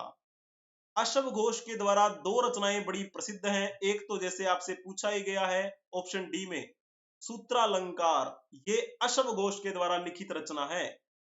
एक और रचना है इनकी जिसे कहते हैं हम बुद्ध चरितम। यानी कि महात्मा बुद्ध के चरित्र का वर्णन किया गया है जिसमें, और इस बुद्ध चरितम को बौद्धों की रामायण कहा जाता है। तो ये जो चौथा पॉइंट था, यानी कि चित्रालंकार, ये इनसे संबंधित नहीं है। इस पॉइंट को आप हमेशा ध्यान रखेंगे। बाकी जैसे रेणुका की बात करते हैं, रेणुका 1935 में प्रकाशित हुई थी, रामधारी सिंह दिनकर के द्वारा लिखित है। ओंकार की बात करते हैं तो ये 1938 में प्रकाशित हुई, आप कहेंगे ये भी रामधारी सिंह दिनकर के द्वारा लिखी गई है। रसवंती की बात करते हैं तो ये 1939 में प्रकाशित हुई थी, ये भी रामधारी सिंह दिनकर द्वारा लिखी गई है। चौथा पॉइंट जो था वो इनसे संबंधित नहीं है। बहुत ही बढ़िया, सभी का उत्तम। अब आप ये फोटो देख पा रहे होंगे, ये फोटो जो है ना, ये फोटो है लता मंगेशकर के पिताजी की, और इनका नाम क्या था? मास्टर दीनानाथ मंगेशकर। आप कहेंगे इनके बारे में हमें बात करने की आवश्यकता क्यों है? अभी बताएंगे। जो हमारे अमिताभ बच्चन हैं, उनको एक इनाम मिला है 24 अप्रैल को। वो 24 अप्रैल को जो इनाम मिला है ना, वो इनाम इन्हीं की पुण्यतिथि पे मिला है, क्योंकि इनकी मृत्यु 24 अप्रैल को हुई थी। 24 अप्रैल पुण्यतिथि इनकी। तो इन्हीं को याद करते हुए उस पुरस्कार को वितरित करने का दिन यही रखा गया है। जब हम बात करते हैं इनका जन्म कब हुआ था, 29 दिसंबर 1900 को इनका जन्म हुआ, और 24 अप्रैल 1942 को इनकी मृत्यु हो गई, यानी कि आज इनकी पुण्यतिथि है। और ये लता मंगेशकर के पिता हैं, ठीक है। और लता मंगेशकर, आशा भोसले, मीना खड़ीकर, उषा मंगेशकर, हृदयनाथ मंगेशकर, ये इनकी संतानें हैं। और वैसे जब देखा जाए तो इन्होंने किस क्षेत्र को चुना, तो हिंदी मराठी सिनेमा, मराठी सिनेमा। और रंगमंच की बात करते हैं, शास्त्रीय संगीत की बात करते हैं। ज्यादा आपको नहीं जानना है, लेकिन इनके बारे में आपको पता होगा ना, तो वो जो नाम है पुरस्कार का नाम, वो आपको बड़े बेहतरीन तरीके से याद भी रहेगा कि हाँ जी हमने कवर किया था उसे। तो चलो यहाँ पर थोड़ा सा ये न्यूज देख लेते हैं। मैंने आपको शायद 18 तारीख के आसपास की बात है, 18 अप्रैल के दिन मैंने एक न्यूज बताई थी। उस दिन ये अनाउंसमेंट हुई थी कि अमिताभ बच्चन को लता दीनानाथ मंगेशकर अवार्ड से सम्मानित किया जाएगा। इनके बारे में तो आप जानते होंगे, ये अमिताभ बच्चन की कुछ फोटोज हैं, उनकी मूवीज की फोटोज हैं। तो ये जो अवार्ड सेरेमनी है वो 24 अप्रैल को आयोजित की गई थी। दीनानाथ मंगेशकर नाट्यगृह विले पार्ले, विले पार्ले में दीनानाथ मंगेशकर नाट्यगृह में 24 अप्रैल को इस अवार्ड सेरेमनी की क्या हुई थी, एक आयोजन कह सकते हैं। ये अवार्ड सेरेमनी हुई वहां पर, और अमिताभ बच्चन को ये पुरस्कार दिया गया। कोई भी कला के क्षेत्र में बेहतरीन प्रदर्शन करता है, जो समाज को बेहतरीन कुछ देकर जाए, उन व्यक्ति के लिए ये आयोजक जैसे होते हैं ना, इनके परिवार वाले, दीनानाथ के परिवार वाले जो हैं, यानी कि लता मंगेशकर परिवार वाले, उन्होंने इस पुरस्कार की शुरुआत की थी। तो फिर आपको पता है लता मंगेशकर की जब मृत्यु हुई तो फिर बाद में क्या किया गया, लता मंगेशकर और लता मंगेशकर के पिता मास्टर दीनानाथ मंगेशकर को ध्यान में रखते हुए, उनकी स्मृतियों को ध्यान में रखते हुए एक पुरस्कार की शुरुआत की उनकी फैमिली ने, जिसका नाम रखा दीनानाथ मंगेशकर अवार्ड। ये फिर इन्होंने सोचा कि किस दिन हम देंगे, तो इन्होंने कहा कि हम 24 अप्रैल को देंगे, क्योंकि 24 अप्रैल के दिन लता मंगेशकर के पिता दीनानाथ मंगेशकर की मृत्यु हुई थी, उनकी पुण्यतिथि मनाई जाती है। तो उनकी पुण्यतिथि के दिन ही ये पुरस्कार दिया जाता है। तो चलो जी, 18 अप्रैल का करंट अफेयर जब आप देखेंगे ना, तो मैंने लता मंगेशकर के बारे में बड़ा डिटेल से बताया है, तो वो आप चेक कर सकते हैं वहां पर। तो यहाँ पर ये क्वेश्चन तो बिल्कुल आसान बनेगा फिर तो। लता दीनानाथ मंगेशकर पुरस्कार हर साल रिक्त स्थान के दिन प्रदान किया जाता है। तो जैसे मैंने अभी बताया 24 अप्रैल के दिन ये प्रदान किया जाता है, और इसकी घोषणा होती है उनके फैमिली के द्वारा, और वर्ष में किसी एक व्यक्ति को ही दिया जाता है, एक व्यक्ति को दिया जाता है बस।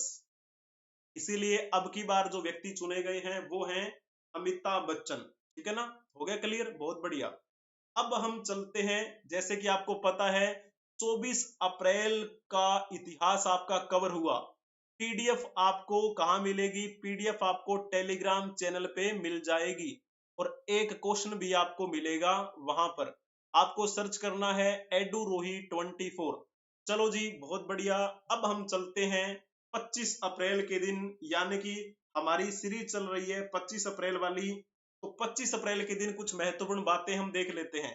तो विश्व मलेरिया दिवस मनाया जाता है हर साल 25 अप्रैल को। एक सेकंड, कलर थोड़ा सा डार्क ले लेते हैं हम, ताकि आपको बड़े बेहतरीन तरीके से दिखाई दे। 25 अप्रैल के दिन हर साल संपूर्ण विश्व स्तर पर मलेरिया दिवस मनाया जाता है। तो सबसे पहले हम बात करते हैं ये मलेरिया है क्या। मलेरिया एक ऐसी बीमारी है जो मच्छरों के काटने से फैलती है ना, मच्छर के काटने से फैलती है। ये एक जानलेवा बीमारी है। इस बीमारी से पीड़ित व्यक्ति को यदि सही समय पर उचित इलाज और चिकित्सा सहायता न मिले तो यह जानलेवा भी हो सकता है। ये एक ऐसी बीमारी है जो हजारों वर्षों से मनुष्यों को अपना शिकार बनाती आई है। विश्व की स्वास्थ्य समस्याओं में मलेरिया अभी भी एक गंभीर चुनौती है। मुझे लगभग 6-7 महीने पहले, यानी कि जब गर्मियां थी, तो उसमें मेरे को मलेरिया हुआ था, बड़ा भयंकर। मेरे 8 ट्रिप लगी थी। तो वाकई में हमें इसके बारे में जानकारी होनी चाहिए, हमें मच्छरों से बचना चाहिए। ठीक है ना, नेट का प्रयोग करना चाहिए इस वजह से। चलो जी, विश्व मलेरिया दिवस 25 अप्रैल को मनाया जाता है हर साल। और ये किसके द्वारा मनाया जाता है? यूनिसेफ ने किया था इसको। यूनिसेफ, यूनिसेफ के बारे में तो आपको पता ही होगा। यूनिसेफ द्वारा इस दिन को मनाने का उद्देश्य मलेरिया जैसे खतरनाक रोग पर जनता का ध्यान केंद्रित करवाना है, जिससे हर साल लाखों लोग मर जाते हैं। और इसी मुद्दे पर विश्व स्वास्थ्य संगठन का कहना है कि मलेरिया नियंत्रण कार्यक्रम चलाने से बहुत सी जानें हम बचा सकते हैं। ठीक है ना। और मलेरिया में क्या होता है? बुखार चढ़ जाती है, बुखार ठंड के साथ आती है, कंपी लगने लग जाती है। मुख्य लक्षण क्या होता है? आपके सर में दर्द होने लग जाएगा, ठीक है, सर दर्द होगा, उल्टी आने लग जाएगी, अचानक तेज सर्दी लगेगी। तो इस प्रकार के जो लक्षण हैं वो वहां पर देखने को मिलते हैं। तो जो संक्रमित मादा होती है ना, जिसे हम बोलते हैं एनाफ्लीज मच्छर, तो एनाफ्लीज मच्छर ये तो बहुत बार बचपन में सुना होगा आपने, है ना। एनाफ्लीज मच्छर, एनाफ्लीज मच्छर के काटने से होता है, तो हमें बचना चाहिए। 10-12 दिनों के भीतर ये हो जाता है। अगर मच्छर काट ले तो समय से इलाज करवा लेना चाहिए वैसे भी। और विश्व स्वास्थ्य संगठन, जिसे हम WHO बोलते हैं, वो तो आपको पता है स्वास्थ्य रिपोर्ट जारी करता ही रहता है। तो उसने इससे संबंधित भी रिपोर्ट जारी की। सबसे पहले आप ये बता दीजिए कि विश्व मलेरिया दिवस पहली बार 25 अप्रैल को तो मनाया गया, जाहिर सी बात है। साल कौन सा था वो, ये बताओ। बड़ा प्यारा क्वेश्चन है। पहली बार विश्व मलेरिया दिवस कब मनाया गया, किस साल बनाया गया? जिन्होंने लिखा होगा ना 25 अप्रैल 2008, उनका बिल्कुल ठीक रहेगा। विश्व मलेरिया दिवस पहली बार 2008 में मनाया गया था। और किसके द्वारा? तो आप कहेंगे यूनिसेफ। यूनिसेफ द्वारा ये क्या है, मनाया जाता है। ठीक है ना, तो इसके बारे में पता होना चाहिए। और वैसे भी हमारे, ये तो चलो होगी विश्व स्तर की बात, कि विश्व स्तर पे मलेरिया से परिचित करवाना है कि ऐसा रोग है, इससे बचो, अच्छा नहीं है, मच्छरों से बचो। लेकिन जब बात करते हैं हमारे भारत की, तो भारत यानी कि राष्ट्रीय स्तर की, राष्ट्रीय स्तर पर तो हमने फिर क्या किया है, एक कार्यक्रम चलाया जिसे हम बोलते हैं राष्ट्रीय मलेरिया नियंत्रण कार्यक्रम। यानी कि इस मलेरिया को नियंत्रण कैसे करें, इससे संबंधित एक कार्यक्रम चलाया जाता है। स्वतंत्रता के बाद मलेरिया पर रोकथाम के लिए भारत सरकार ने वर्ष 1953 में ये कार्यक्रम शुरू किया। ठीक है। और फिर जैसे बात करते हैं, आपको पता ना बचपन में यहाँ पे दवाइयां छिड़की जाती थी, अपने मम्मी पापा से पूछ के देखना एक बार, डीडीटी का छिड़काव शुरू होता था उस समय।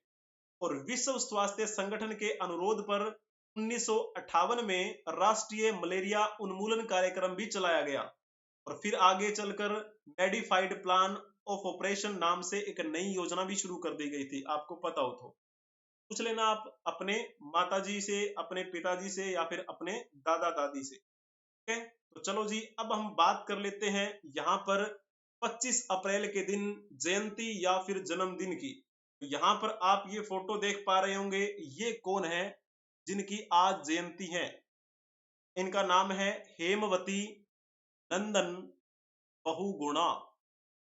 हेमवती नंदन बहुगुणा, इनकी आज जयंती है।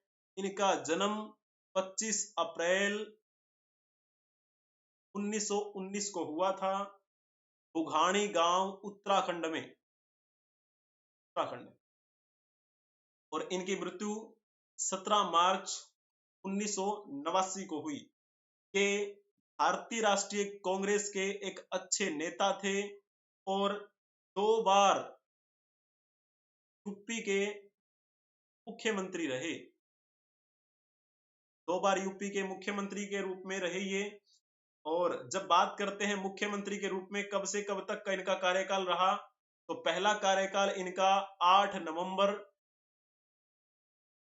1973 से लेकर 4 मार्च 1974 तक रहा। ये तो इनका पहला कार्यकाल। फिर दूसरे कार्यकाल की बात करते हैं तो 5 मार्च 1974 को बन गए अगले ही दिन। और फिर 29 नवंबर 1975 तक ये फिर वहां के मुख्यमंत्री रहे। ठीक है ना। विधानसभा के सदस्य भी रहे, लोकसभा में भी निर्वाचित हुए। ठीक है ना। ये कुछ इनसे संबंधित बातें हैं, ज्यादा लंबी बात इनसे संबंधित नहीं करेंगे। आपको इसमें क्या है, थोड़ा सा इनके बारे में पढ़ लेना है, जानकारी ले लेनी है।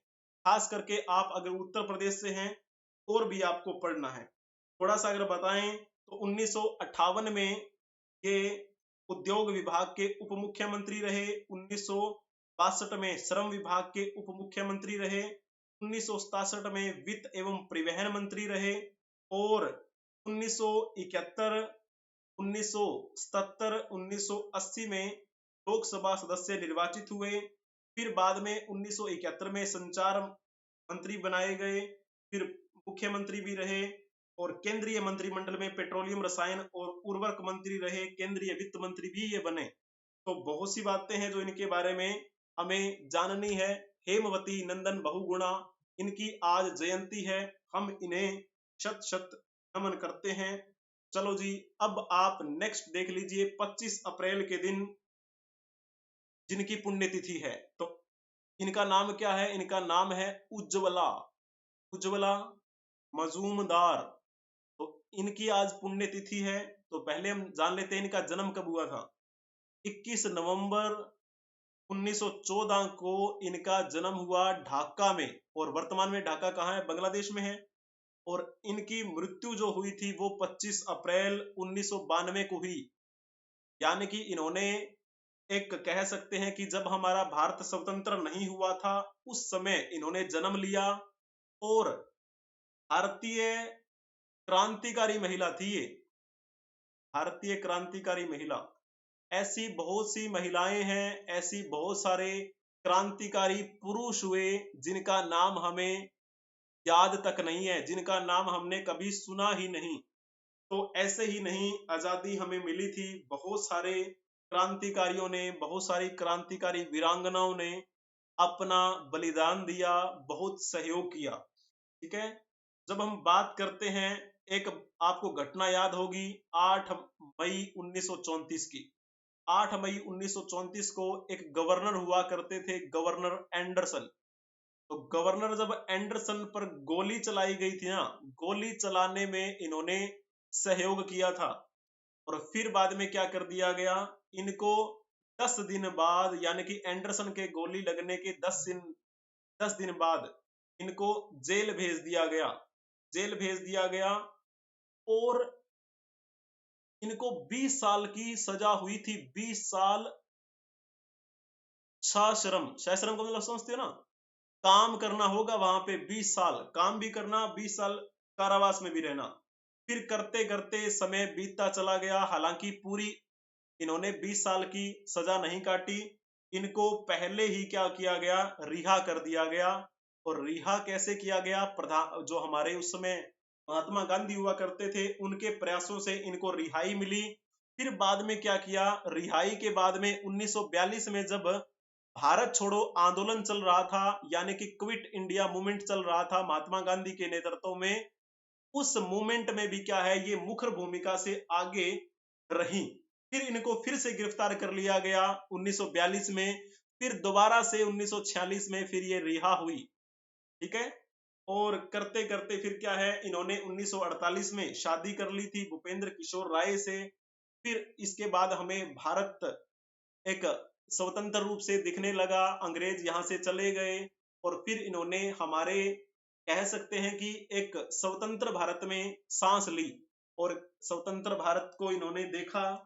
और यहाँ पर आप कह सकते हैं कि एक प्रसिद्ध भारतीय क्रांतिकारी महिला की आज पुण्यतिथि है, जिनके प्रयासों से हम हैं।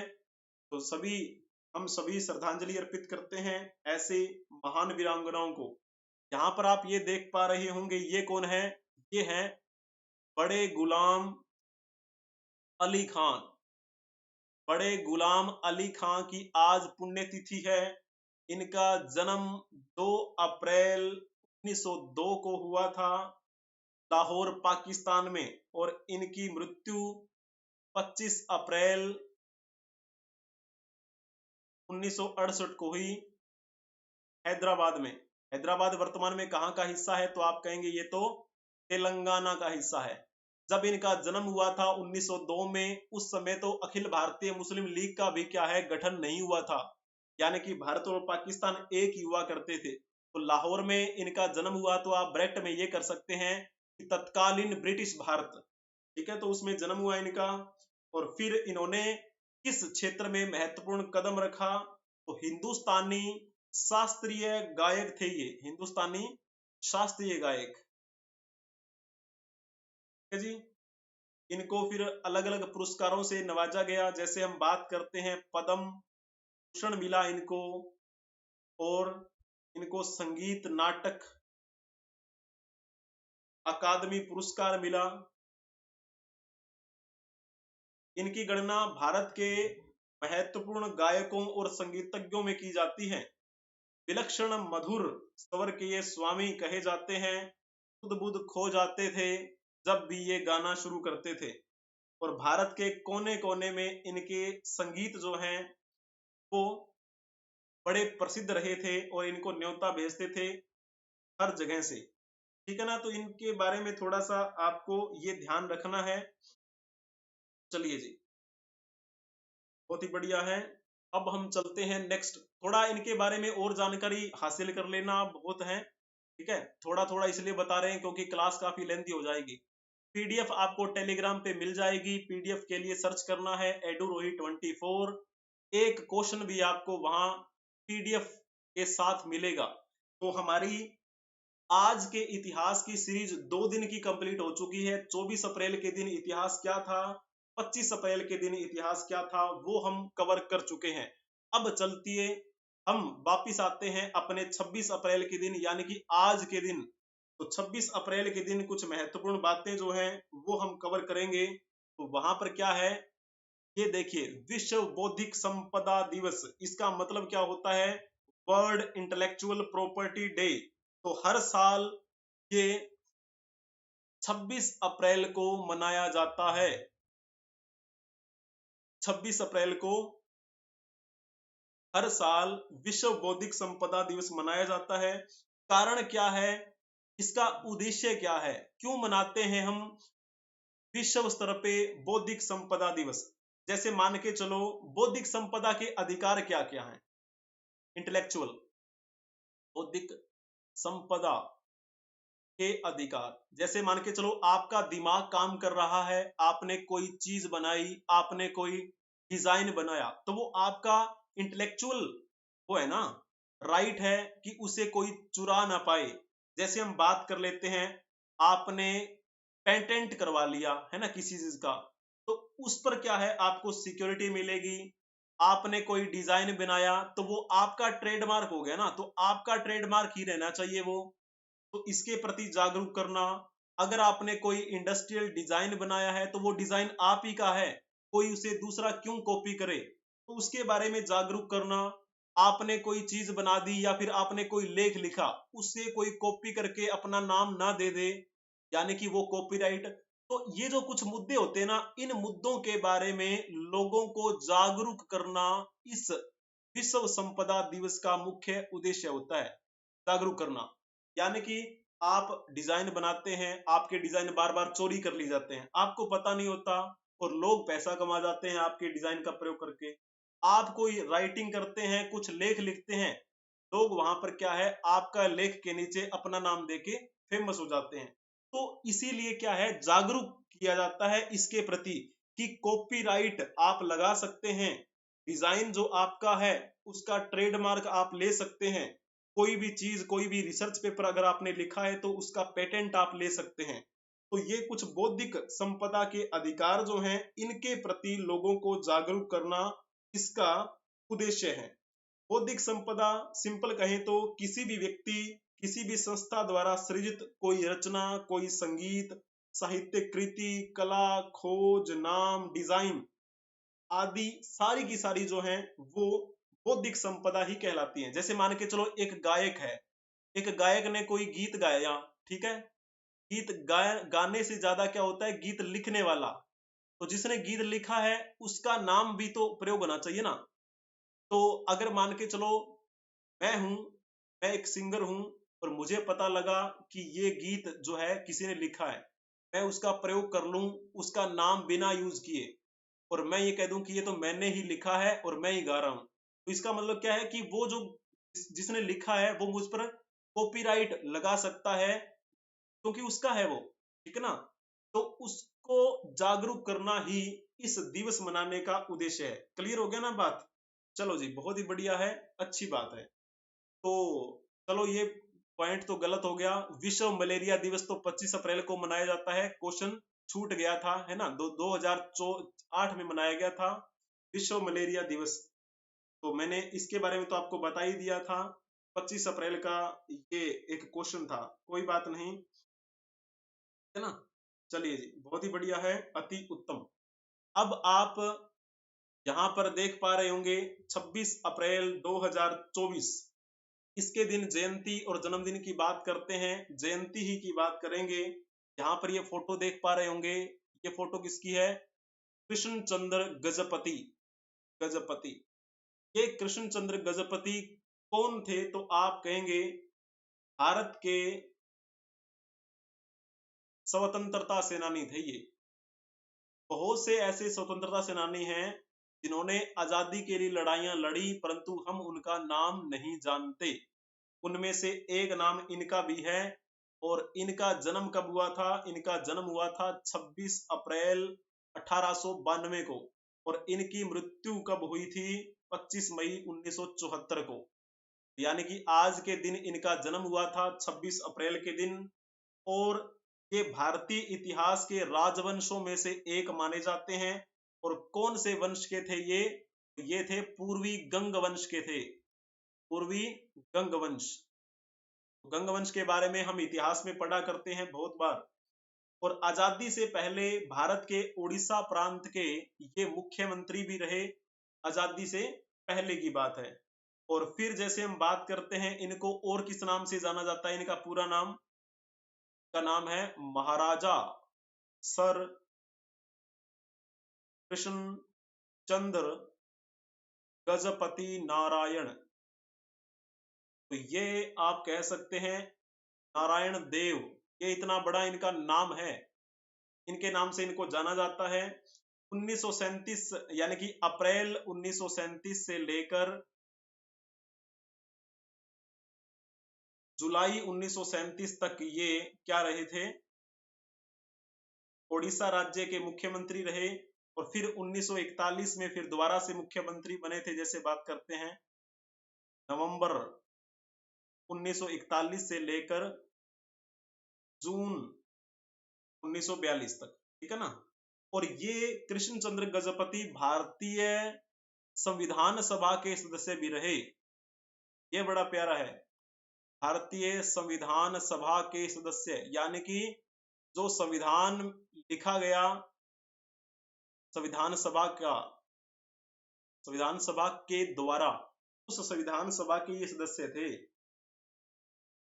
ये भी साक्षी बने थे हमारे संविधान बनने के। बहुत ही प्यारी बात है। आज इनकी जयंती है।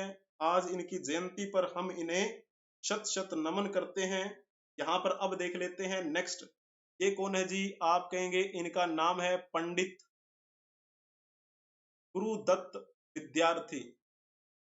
पंडित गुरुदत्त विद्यार्थी, इनका भी जन्म आज ही के दिन हुआ था, यानी कि 26 अप्रैल 1864 को इनका जन्म हुआ। उस समय तो कहेंगे कि भारत का हिस्सा था, लेकिन अभी वो पाकिस्तान में पड़ता है। मुल्तान, मुल्तान क्षेत्र अभी पाकिस्तान में है, उस समय भारत का हिस्सा था।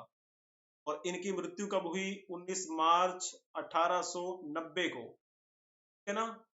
गुरुदत्त विद्यार्थी। और एक लाला लाजपत राय की जब बात करते हैं ना, तो यहां पर लिख देते हैं गुरुदत्त विद्यार्थी प्लस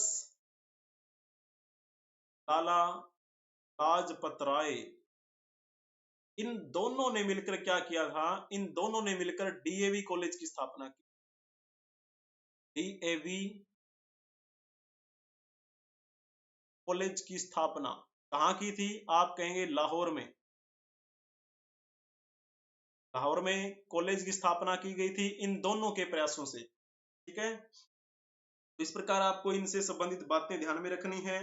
1883 में जब स्वामी दयानंद सरस्वती बीमार थे, तब लाहौर से 2 लोगों को उनकी सेवा के लिए भेजा गया था, और उनमें से एक थे पंडित गुरुदत्त विद्यार्थी, ठीक है ना।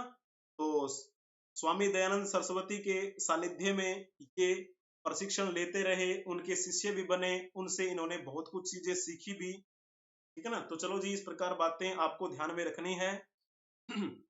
चलिए जी, और भी बहुत सारी बातें हो सकती है, लेकिन क्लास लंबी हो जाएगी। थोड़ी थोड़ी बातें मैं आपको बता रहा हूँ। और वैसे आपको पता है मैं बेसिकली तो हिस्ट्री का टीचर हूँ। हिस्ट्री तो आपको पता है बड़े धमाके के साथ मैंने वैसे भी करवा रखी है। कभी सर्च कर लेना विजय भारत सर हिस्ट्री मैराथन, या फिर विजय सर हिस्ट्री सिंपल, ठीक है। तो मेरी फोटो वहां पर आपको दिख जाएगी, चिंता करने की कोई आवश्यकता आपको नहीं है। यहाँ पर ये आप नाम देख पा रहे होंगे, ये फोटो देख पा रहे होंगे, नाम मैं लिख दे रहा हूं, स्वामी रंगनाथानंद। स्वामी रंगनाथानंद ये कौन है? तो इनकी आज पुण्यतिथि है। इनका जन्म 15 दिसंबर 1908 में हुआ था केरल में, और इनकी मृत्यु आज के दिन ही हुई, यानी कि 26 अप्रैल के दिन 2005 में। कहाँ हुई थी? बेलूर मठ में हुई थी।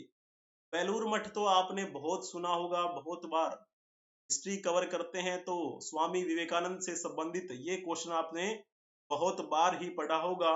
तो ये भी बेलूर मठ से ही संबंधित थे। जब हम बात करते हैं स्वामी विवेकानंद के द्वारा शुरू किए गए रामकृष्ण मिशन की, तो रामकृष्ण मिशन जो था ना, उस मिशन के 13वें संघ अध्यक्ष थे ये। रामकृष्ण मिशन के 13वें संघ अध्यक्ष। पहले तो आपको पता है कौन थे? स्वामी विवेकानंद ही थे, है ना। कहा जाता है कि रामकृष्ण परमहंस के प्रिय शिष्य भी थे ये भी, और स्वामी विवेकानंद के गुरु भाई भी थे। रामकृष्ण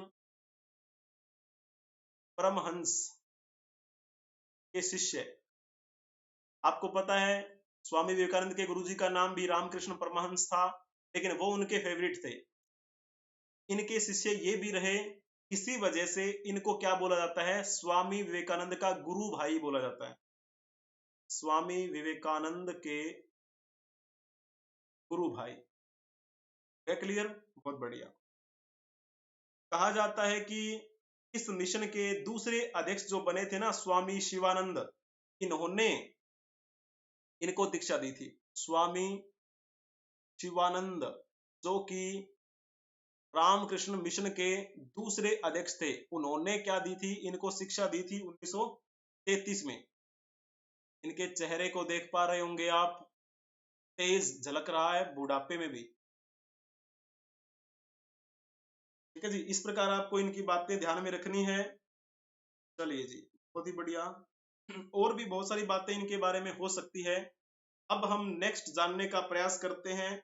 यहाँ पर ये फोटो बड़ी प्यारी आपको नजर आ रही होगी, ये कौन है? तो ये है हमारे रामानुजन। रामानुजन, इनके बारे में बखूबी जानते होंगे आप। ये हैं एक मैथमेटिशियन,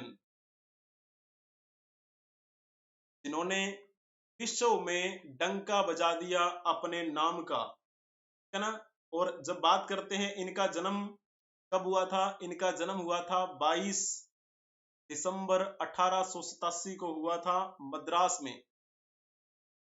और फिर जब बात करते हैं इनकी मृत्यु कब हुई, आज ही के दिन इनकी मृत्यु हुई। आज इनकी पुण्यतिथि है 26 अप्रैल 1920 को इनकी मृत्यु हो गई थी। कहाँ पे? मद्रास में ही। एक बहुत ही नामी गणितज्ञ रहे पूरे विश्व में। ठीक है, कहा जाता है कि इन्होंने 3884 प्रमेयों का संकलन किया, जिनमें से लगभग जो हैं वो सिद्ध किए जा चुके हैं, लगभग सिद्ध किए जा चुके हैं। बहुत बड़ी बात है ये। श्रीनिवास अयंगर इनका पूरा नाम था, श्रीनिवास अयंगर रामानुजन, ये इनका पूरा नाम है। मद्रास के थे ये, मद्रास, है ना। तो और जैसे बात करते हैं गणित का, इनको इतना प्यारा ज्ञान था, बीज गणित प्रकलन की अद्भुत प्रतिभा के एक प्रतिभाशाली व्यक्ति थे। आधुनिक काल के महानतम गणित विचारक हैं ये, आधुनिक काल के गणितज्ञ कहे जाते हैं, है ना। इनके बारे में थोड़ा सा आपको ये पॉइंट भी ध्यान में रखना है। और इनको क्या है, ध्यान में रखते हुए मूवी भी बनी है, देखो बड़ी प्यारी मूवी है। मैं आपको सजेस्ट करूंगा, आपने हो सकता है ये मूवी देखी भी होगी, रामानुजन। आप सर्च कर देना यूट्यूब पे, जब आप यूट्यूब पे सर्च करेंगे ना तो ये मूवी आएगी। तो यहाँ पर आप देख लीजिएगा, 2 घंटे 4 मिनट की है, 25 मिलियन व्यूज हैं इस यूट्यूब के। ये तो है हमारी भारतीय भाषा में, भारतीय भाषा में। और ये जो मूवी बनी हुई है ना अल्ट्रा के द्वारा, अल्ट्रा वालों ने ये अपलोड कर रखी है हिंदी भाषा में। ठीक है, ये जो मूवी आपको दिखाई दे रही है, ये आपको शायद यूट्यूब पे ना मिले, ये अंग्रेजी भाषा में है, अंग्रेजी भाषा में। तो भारतीय डायरेक्टर जो हैं उन्होंने भी मूवी बनाई इनके नाम पर, और जो विदेशी डायरेक्टर हैं उन्होंने भी मूवी बनाई इनके नाम पर। कहा जाता है कि बचपन में ही इनको अटपटे सवाल पूछना बहुत पसंद था। जैसे कि ये पूछा करते थे, समाज यानी कि जो हमारा ये संसार है, इसमें पहला पुरुष कौन था, पृथ्वी और बादलों के बीच दूरी कितनी है। ठीक है ना। तो इस प्रकार से क्या है कि वो एक अलग ही मतलब दुनिया में जिया करते थे बचपन से ही। ऐसी आपको कहानियां मिलेगी। ये मूवी भी बड़ी प्यारी है।